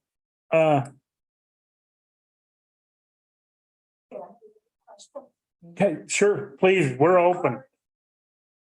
So how did the color run? That was through the recreation department and they purchased T-shirts. Wasn't that actually sponsored by the community center? By the So they bought the. Chamber of Commerce? No, the previous color run, there was a color run in the past. We had those t-shirts actually left over from the first color run that we sponsored, 2 falls ago. And we did, the rec commission did buy those shirts. Okay, but wasn't that included in the registration? Yeah, fee if they got a it shirt? could have been that. Yes, it could have been that it was included in the registration fee. That was sort of right when I started. So that was actually the first event that I went to Yeah, from the commission. It was approved through the rec commission, correct? That purchase amount? that was before my time. I don't know how that was. Kathy, are you aware of how that was approved? No, I'm not. It was just, like I said, that was right as I joined the commission. So that was my first event. I don't know what went into Okay. that planning Yeah. and how they mine's- approved that. It was brought up with that previous council, that there was an issue with purchasing T-shirts to give away. Okay, and how was it addressed? Do you remember? We probably need to look Well, back. no matter what we do going forward, but going forward from tonight, we're gonna have to come up with some sort of policy on this. But honestly, I don't know what to do with it right now without talking with Kylie.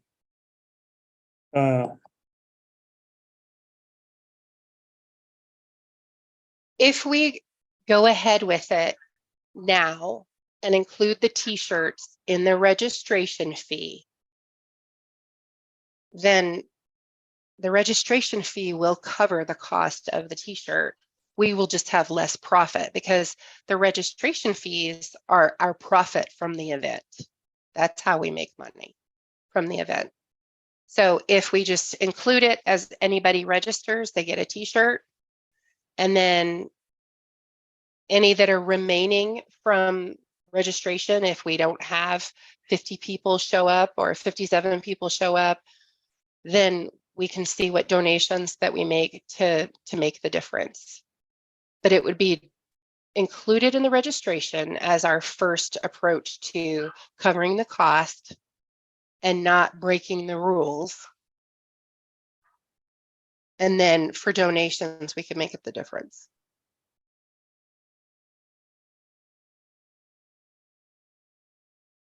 Well, I have an idea. Tell me if I'm off base. Kathy, would you please send Kylie an email asking your question? So if this is possible and we include the t-shirt with the registration fee, and then anything left over, we can take donations for.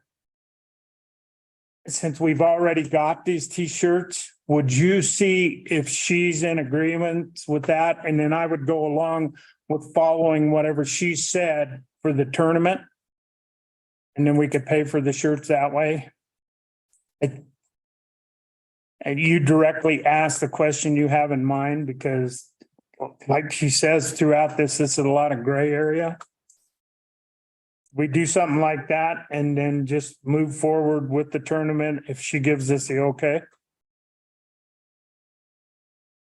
Yeah, I can do that. I can Please explain. please CC me on your, on that request, okay? Sure. Mhm. So Okay. can we go ahead with the motion now to proceed if approved, or if the affirmative is given by our town attorney? When I get that email back from her, since it's $741, we'll go off mine and your approval together, Okay. okay? Mhm. Amber, you have a question on this? Just, can we also do the possible T-shirt with donation? Because like, for example, I'm going to be working at the tournament. I'd like to purchase a T-shirt, and I think some of the other volunteers that will be there also, they're really neat. But I won't be able to participate in the tournament because I'll be busy. So I'm happy to make the donation if that's okay. If Kathy's gonna send this out to the attorney. Okay. I'm just saying. That way the wires won't About the get crossed. registration fee, if I could just donate. Yes, we're gonna find that all out, Amber, and I think that, I think we better go on the attorney's advice on that. And I don't see a problem, but there may be a problem, so rather than get us in trouble, I think we better approach it this way and do whatever the best way to come out of this and see what Kylie says. There's so many legalities involved, so if you'll do that, Kathy, and then that way the questions won't get asked wrong, and we'll just move forward from that. And then since it's only $741, we can approve that without council approval.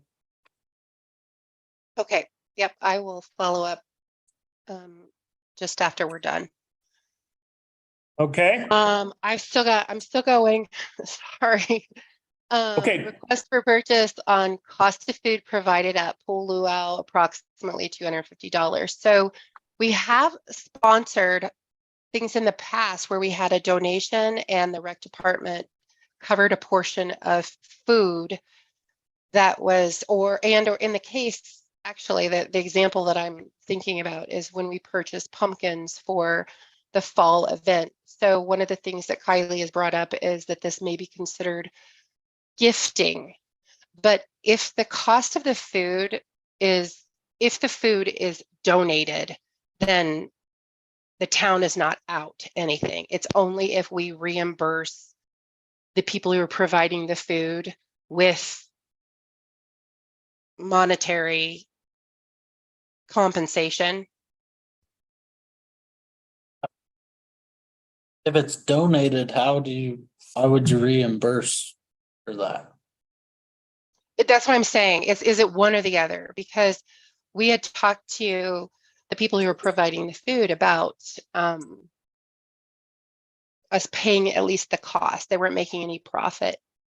But if they donate, then we don't need to move ahead with this $250 approval. So I would say that we can just strike this from the list to avoid the concerns that she brought up. And then we'll just see what kind of donations that we have and cover the expense of the food that we're supplying from donations from the restaurants. so you're saying scratch the Yeah, I'm approximate. just gonna scratch it. Okay. Then, After reading yeah, yeah, that sounds like the best way to do it. Either we have donations ahead of time and confirm that. And I actually talked to one of the restaurants and he said he just assumed he'd be donating. So it's not, I don't think that's going to be an issue. The hot pool signs, so it's multiple people we see this happen dozens of times every week. People try to come into the pool door to access the hot pool.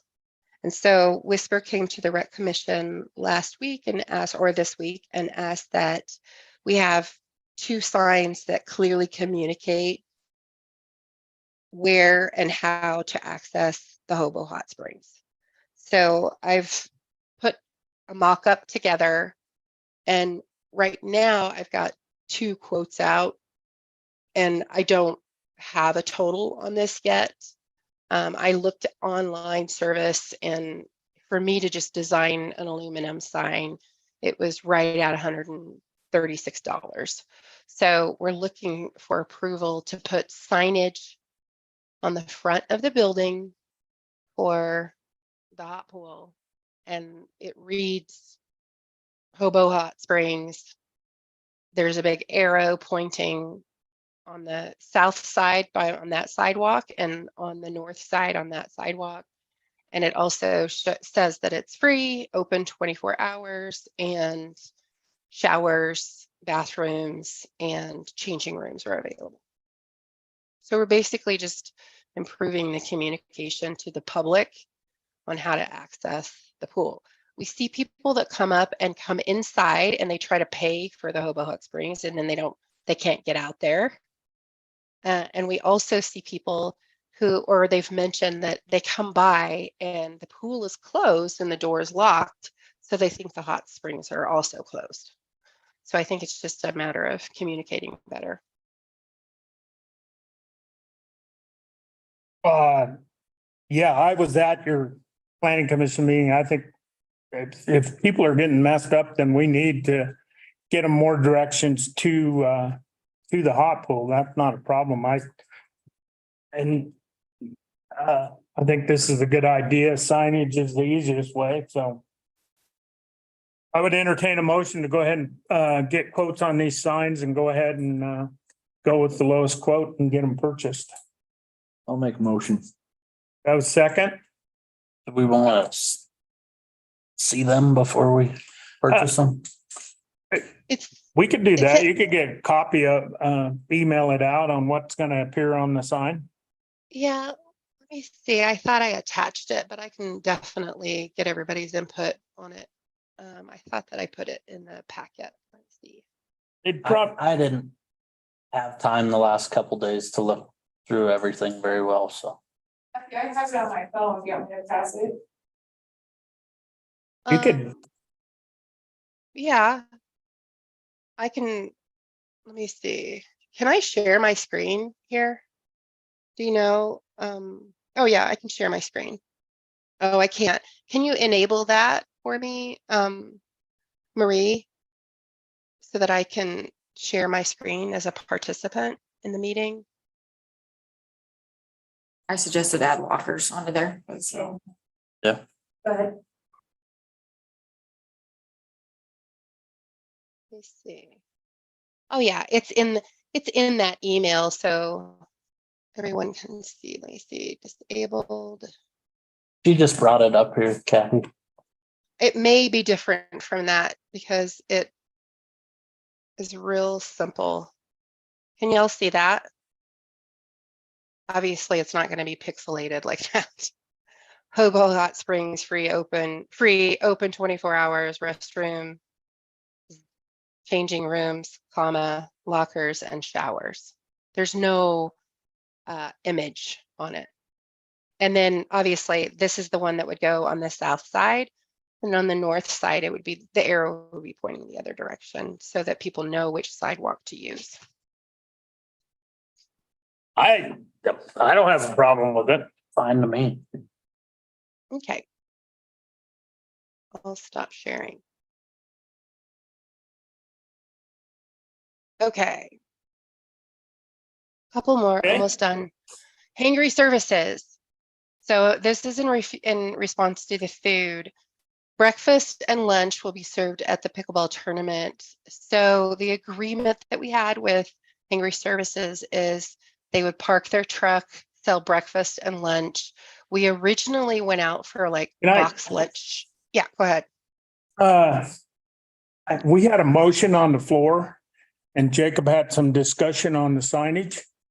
Oh, sorry, okay. Back up, and do I have a second to that motion to go ahead and approve the purchase of 2 signs reading what you observed on the, I'll second the motion. all in favor? Aye. Okay, thank you. Now, sorry, Kathy. All right, Angry Services, breakfast and lunch. So we agreed that she would, originally, we looked at box prices. We went out for quotes at various restaurants in town and caterers and asked for a box lunch that we could potentially purchase and do as an add-on for registration for participants. And then went the route, instead of having a committed number of boxes, just have her have the truck on site. So this is part of the amendment to the permit that we requested. The original permit for the special event did not include food being served. So the question really is, can we approve the truck on site? Will the town cover an expense of sales? Or do we just have no food on site? And I mean, I feel kind of bad because we have this agreement with this restaurant.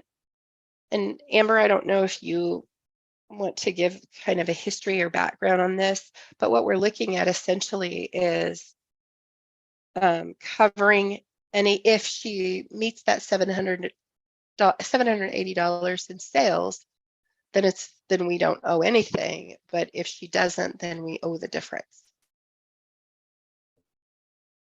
So that means we're not paying for anything unless she doesn't reach that $780 in sales. That's kind of question 1. Can we go ahead with that? If we do, then we have to update the permit. There again, we're right back to same thing similar to donating food. I don't believe we can legally, this would be a good question for Kylie too, because she didn't address it. I thought she did. There again, we're paying for food that's going to be sold to, or not sold to the public.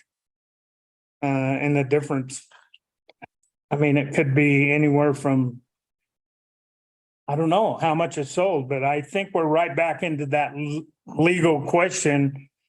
Can we actually do that? So, and yeah, and it's simply, especially because it deals in one food truck.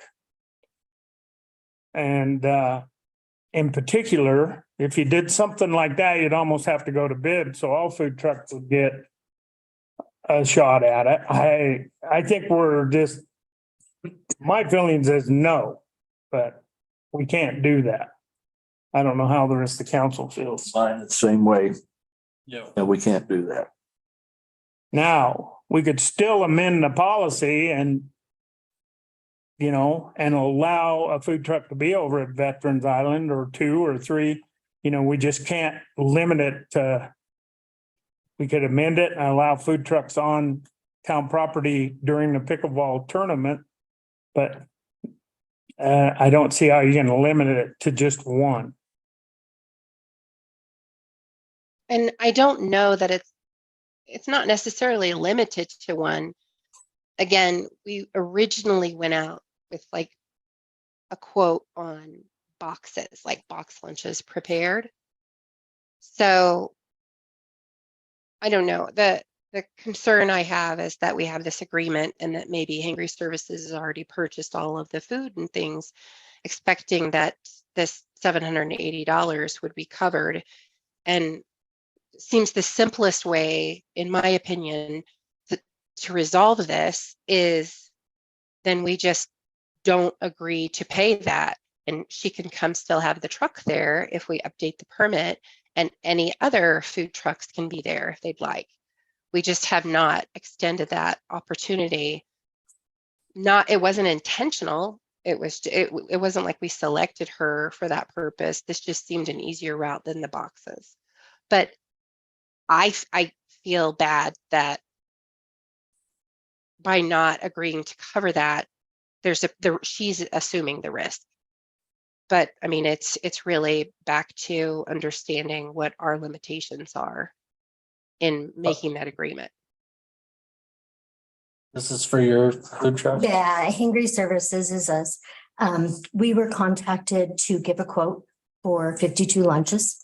So we gave that, then they started kind of talking like, hey, it would be nice to have that opportunity for others at the event. Could you guys bring your truck? So that's how it all came about. They agreed to a quote bid for us for 52 lunches.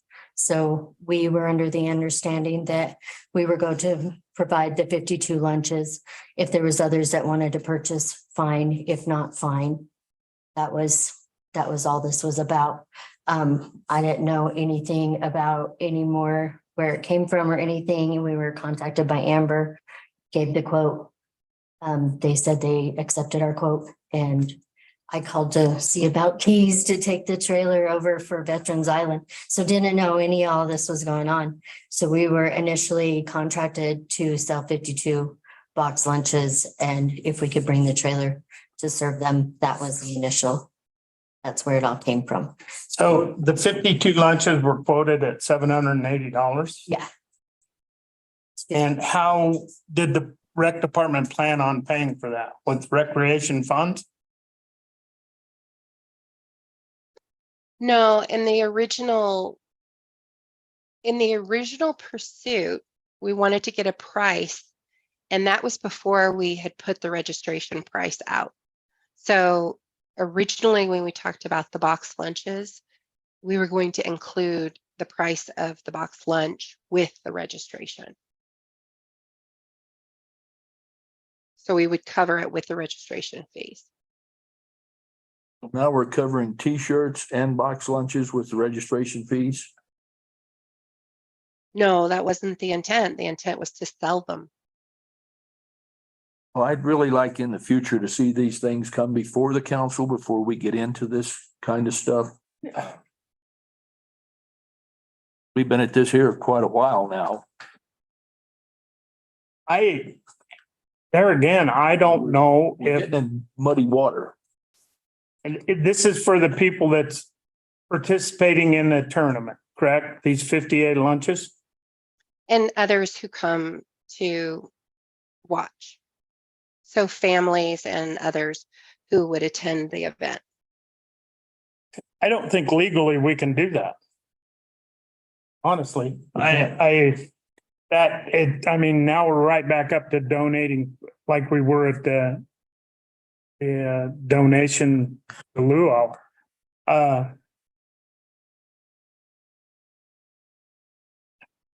Just don't believe it can be done with public money. That's my opinion. Mine as well. It kind of baffles me here how this got started. Jacob? I guess with everything else, it always comes to here first and we take a vote on it, on approving anything as far as town money gets spent, instead of spending a bunch of town money and then asking for reimbursement. And trying to work around it then. So I think that's where the issue starts. I don't know how to handle this whole thing with, I mean, the way Kylie words it here, it's not something we should do. I don't believe so. I would be willing to let her look into it further. And then I guess from here on out, like the police department or anybody else, I think things need to be approved here before anything is decided on for spending public money. Well, in this situation, this is the recreation department. So that So how other does that differ departments- from the police department or I'm just- any of the other in departments? spending the money, it doesn't differ, but it's different when you look at departments who are coming to requesting purchases. We sponsor events and we sponsor activities, and community type events are part of the cost. It's in our budget to have events.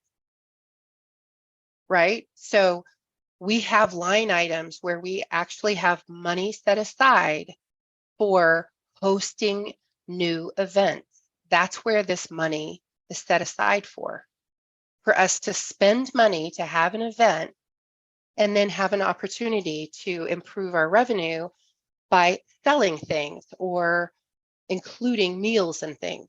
So it is sort of apples and oranges when you're talking about the police department asking for us to pay $17,000 in maintenance on their radios and or materials or equipment usage for the public works or any other situation. It's a fee for a service or materials.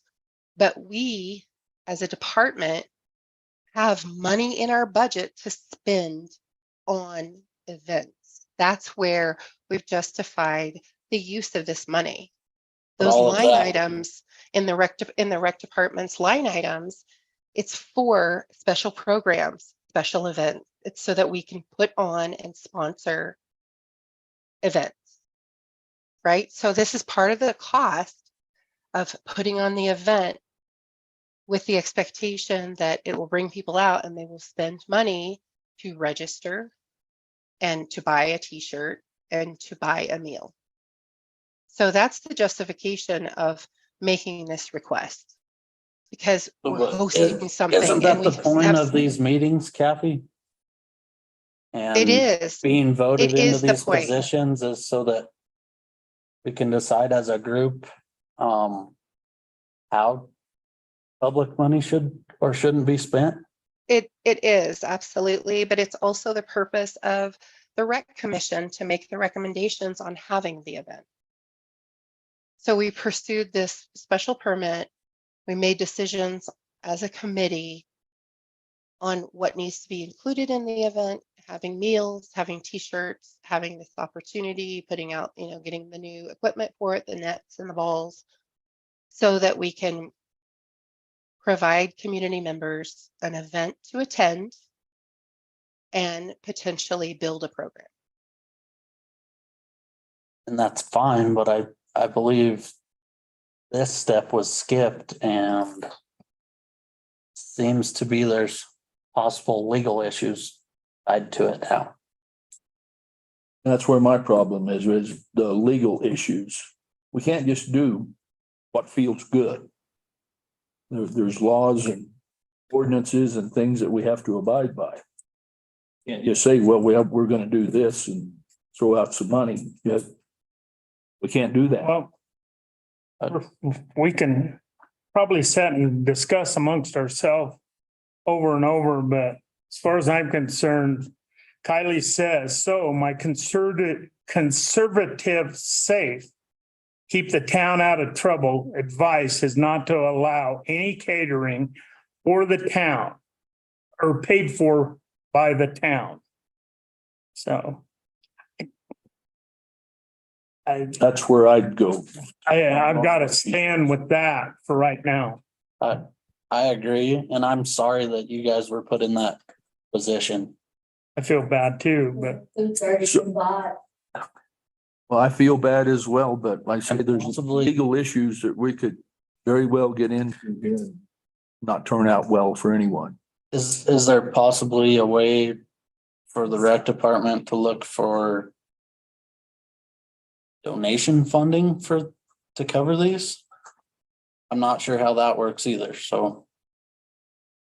But I The think that's first kind of question how all I the would other ask, stuff is done. the first question I would ask is if we amended the permit and said there will be food served and Hangry Services holds a permit. They've paid the town for a permit. Isn't it just possible for them to come and sell their food? We weren't going to take any proceeds from that. And then put out a statement saying any food trucks in the area, if you want to come to the event, feel free to pull up if you have a current permit with the town of Saratoga. You guys are, Yeah, totally. Yeah. Charity. I'm not against that at all. That's, No, it just, For all of us. I think after reading Kylie's note, that's the only legal way we can do it. We can't guarantee that we're gonna pay, well, we won't pay any additional. But if they want to come and sell their food, That's fair enough. we can just amend it that food trucks will be allowed or food will be allowed, catering will be allowed, but as far as paying for something, we're not gonna commit to that.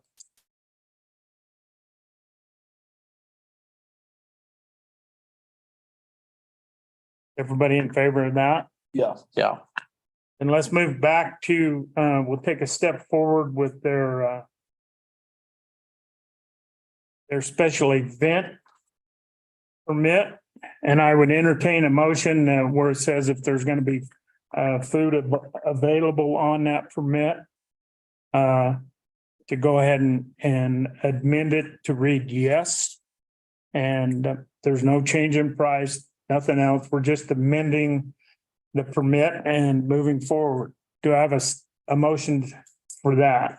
I'll make motion. Do I have a second? I'll second. All in favor? Aye. Hi, Okay. I've got just one more thing for the rec department. Okay. I've gotten some calls and emails about our recreation director. So I was just asking if we had some updates on that. About what, Kathy? The rec director, hiring a And- rec director. Okay. I was prepared tonight to the lady's been interviewed by several different people. She has accepted an offer letter, so I would like a motion to hire Kim Hemingway as the new rec director for the town of Saratoga with a start date of August 1st. I'd make motion. Do I have a I'll second? I'll second that. All in favor? Aye. Hi. Okay. Any other discussion? Kathy, do you have anything else?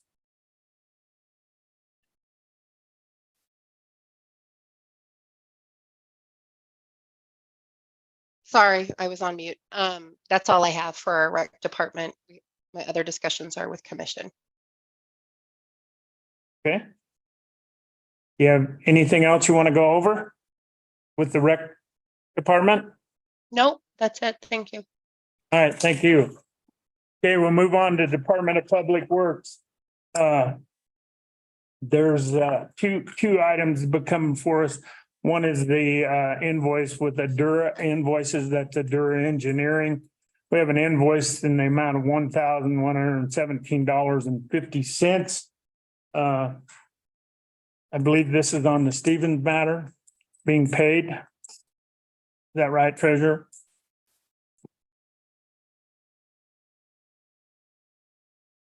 Yeah, Sir, it's the grading plan. Retaining wall.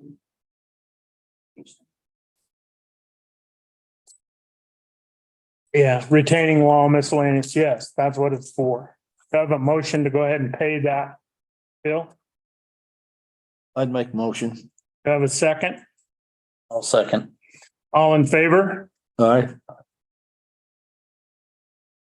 Opposed? The next thing is I sent out an email to everybody, or Marie sent them out for me. We need a couple of toolboxes for the for John Lasco and Chuck McVeigh's that supposedly when they got these new pickups, they were supposed to be in there. They were supposed to come purchase new toolboxes with them, and they didn't. We've got 2 quotes from Tractor Supply, see if I find where I put them. One was for $1,449.99. And according to Lasco, that would be the one that both of them would prefer. And so do I have a motion to accept this quote so they can get these toolboxes purchased for their vehicles? I'll make a motion. Do I have a second? Second. All in favor? Aye. Aye. Opposed? Okay. I have nothing else with the water and sewer, but with the street department, we are in the process of patching holes all over town. We need to continue. We've got areas up on Main Street. We've got areas on Elm Street and 10th Street. Just a lot of streets. Right now we are purchasing the hot mix from 71. They finally kind of got their plan up and going. We had to revert out and get some from Lewis and Lewis out of Rock Springs. You know, the loads right now are varying about $700-800 per load. We still need 4 more loads over at the Saratoga Inn. I believe John said 4. Anyway, I would like the council's approval to continue to purchase these loads of asphalt so we can continue moving forward with getting these streets. The bills, they'll be coming in randomly whenever we can get hot mix. And it's hard to get it approved right before a council meeting. So unless something gets plumb out of hand, I'd like approval to have these guys give my blessing to these guys to continue to patch holes. We set aside a lot of money in the new budget for roads. And so I'm asking the council for that permission. I'd make that motion to approve it. Do I have a second? I'll second. All in favor? Aye. Aye. Councilman Jerry Flutie will be taken back over this when he gets back. He is away for some family medical reasons, so. That's it on joint powers. We'll move into I believe that was it. Yeah, we'll move into reports from the boards. Community Center Joint Powers Board. And if I can address this first, this MOU, everybody's been sent a draft of it. I took an MOU out to the chairman of that board, Joe Glode, presented him with it. He asked that I send it over to Joe Elder so it could be sent out to all the board members on Community Center. And that's where it lies now. Really, we need to take no action and not even discuss it until we hear back from them. And then we'll send it back for the attorney for review if they have any recommendations or changes. And then we can bring it back before the council at that time. Is there any questions on that? Okay, Kathy, do you have anything to report on that? Nope, that was it. They just asked for an update on, and that was Okay. covered. You just covered that. The other thing was the 2022 fourth quarter utilities are due. So that's that 15,000 due for final quarter of 22. Karina says she has an invoice for that right now. Okay, awesome. Thank you. Okay, it's just waiting to be paid. Okay, we'll move on to the Water Sewer Joint Powers Board. And you have anything to report? Nope, I missed the meeting Oh, last week due to work. Okay, I'll do what I know. The biggest thing I know with Joint Powers Board is they'll be in on the 26th to tear the tank down, the old water tank. They're gonna start moving equipment in hopefully tomorrow. is what the lady I talked to today. So we're making arrangements. So they've got places to park their equipment. They've got handlers and generators and stuff like that. So I told her that would be no problem and gave her a contact number. Other than that, let's see what else they just had normal business, looking at a couple of different plans. They're gave Craig Lopez the go ahead to look at the continuation of the water main up River Street, and we'll move forward from there.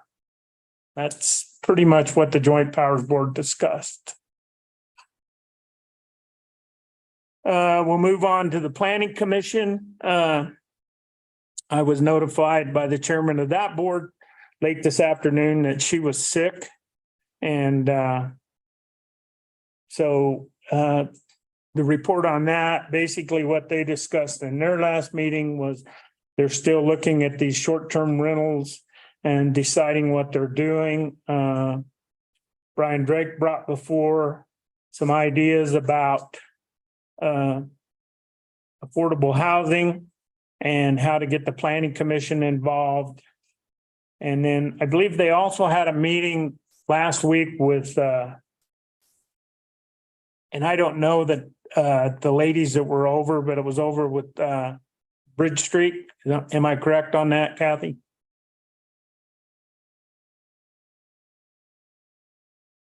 Sorry, could you repeat that, Chuck? Yeah, it was over the meeting you had, McCall had with the Bridge Street ladies. Wasn't that something to do over the beautification of Bridge Street and preserving it? Yeah, it was a meeting with the organization that runs the hometown downtown effort. So we were just getting some general ideas on how that program works and how to be eligible, and just it was really an information session about that beautification of downtown in Wyoming towns. Okay. And that is what the Planning Commission's looking at right now. Okay, we'll move on. Their next meeting will be, looks like August 8th at 5:30 PM. We'll move on to the Recreation Commission.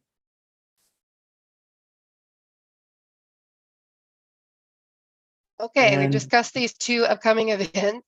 The pickleball tournament is on Veterans Island.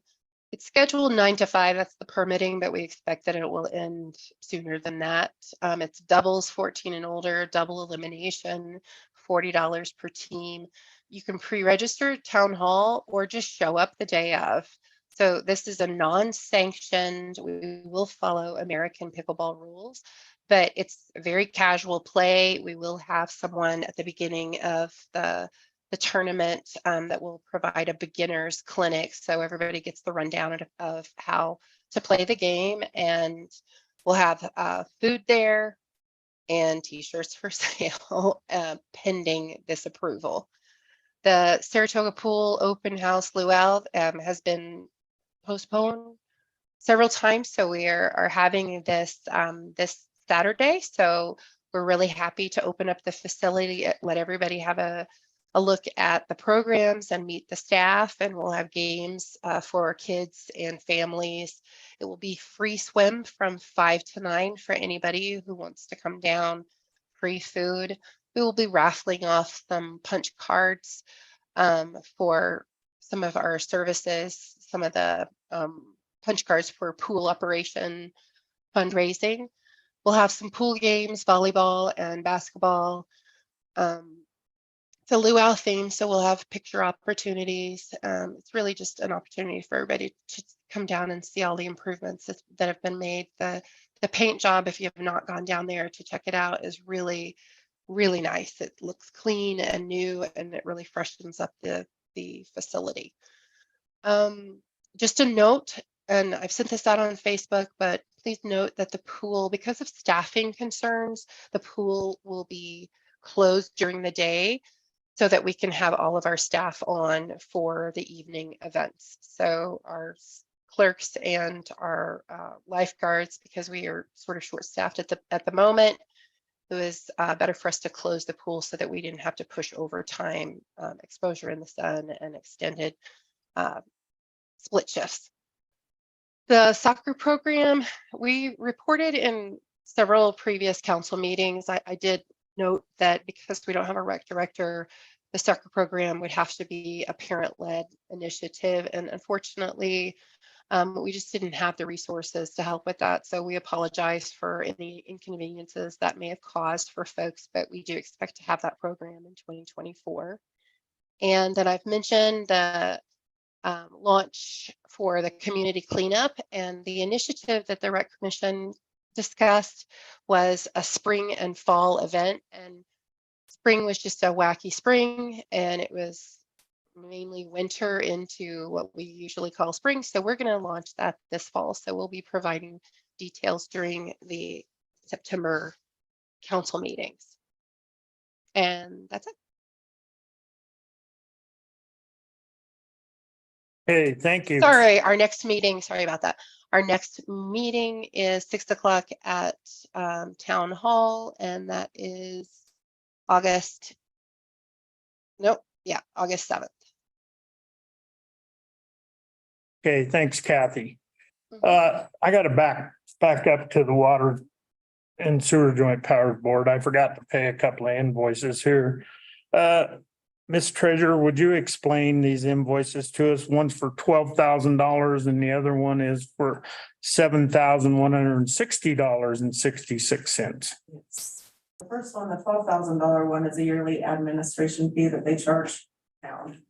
It's a reimbursement for them, meaning that they paid that money out, so we need to reimburse them. I don't know who they pay, if they're paying, but it is their staff, part of their administration fees that they charge us. It's going back to 2009 is how far back I saw that it's been happening. Hey, that's probably for their secretary, I would assume. Well, and we also, that's part of this one as well, the $7,100 one. Okay. We also pay a monthly invoice for her, $175 each time she's working on agendas for any of their July meetings or so one of the 175 was for their July meeting for bank recs and checks, prepare the bills. And then the other 175 is to gather documents to send for their audit. They do. Okay. And then the other portion of it, $4,000 one, is for a reimbursement for engineering associates. Okay. They did a design for a 1MG, sorry, I don't really understand all the terminology, folded stem pipe demolition. Yeah, that's the water tank. Yeah, so that was the design, the bidding and negotiations, and it went from April 15th to May 19th. That was that one, and then the next one is also engineering. That is for the Spring Street water. With the engineering fees, the final walkthrough. The concrete walkthrough with the Joint Powers Board that they did. And then the substantial completion walkthrough and discussions and miscellaneous engineering was another part of it, the Royal Springs subdivision plan. That's what they're building. Which subdivision plan? Royal Springs subdivision plan. Okay, all right. So that's a breakdown of those two invoices for the engineering associates. So is that the breakdown for $7,160? Okay.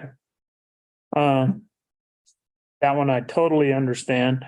What it is they pay for stuff like the water tank demolition, and then they take money out of their probably out of their reserve is where this money will come from, out of water sewer, all water and sewer.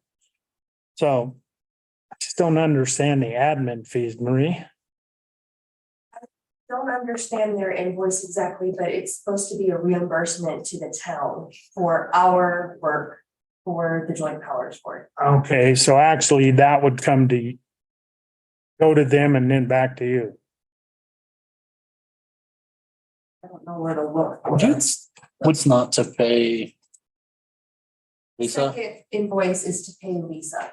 The first one is to pay the town for our administrative costs. And that's what it, yes, that's what I thought that was for. But I don't understand why we're reimbursing them. I guess it, whatever, all the money comes out of the Water and Sewer Joint Powers Board. I don't know where to look for the money if they're paying us back the 12,000. I just don't know where to look for it if we're getting. No, that would be explained in their bylaws, and their bylaws are really in bad shape because they've been getting messed around by an attorney.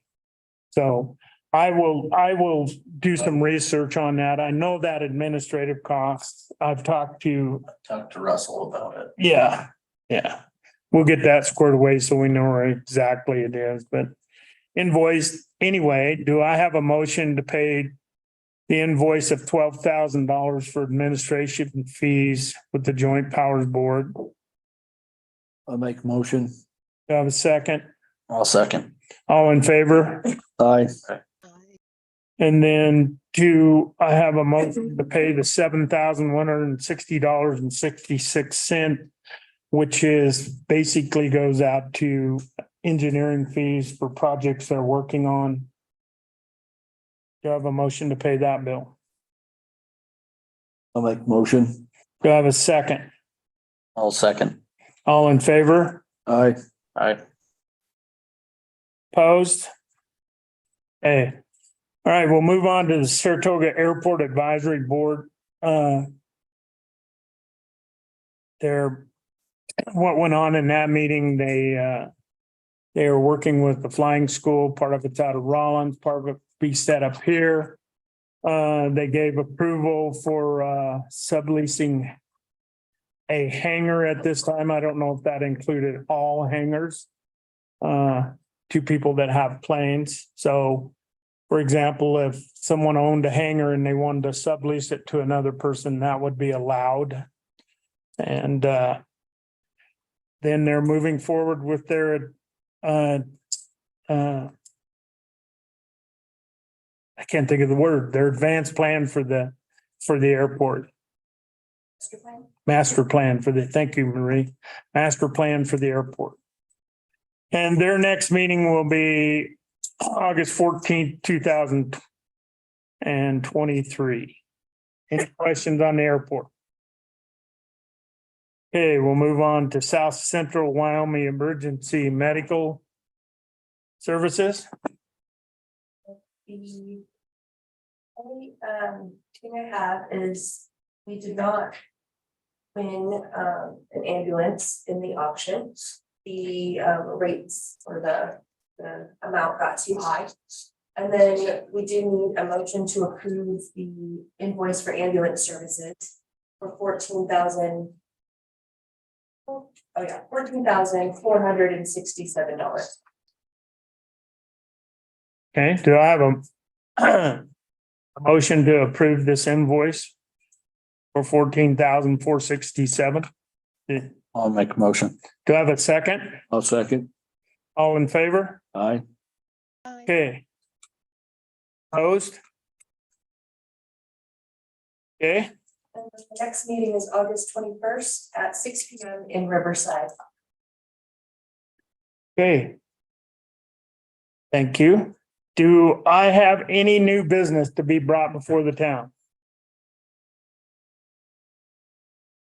Okay, the chair would entertain a motion to go into executive session to discuss personnel and matters of litigation in accordance with Wyoming statute 16-4-405, A, little I, and triple I.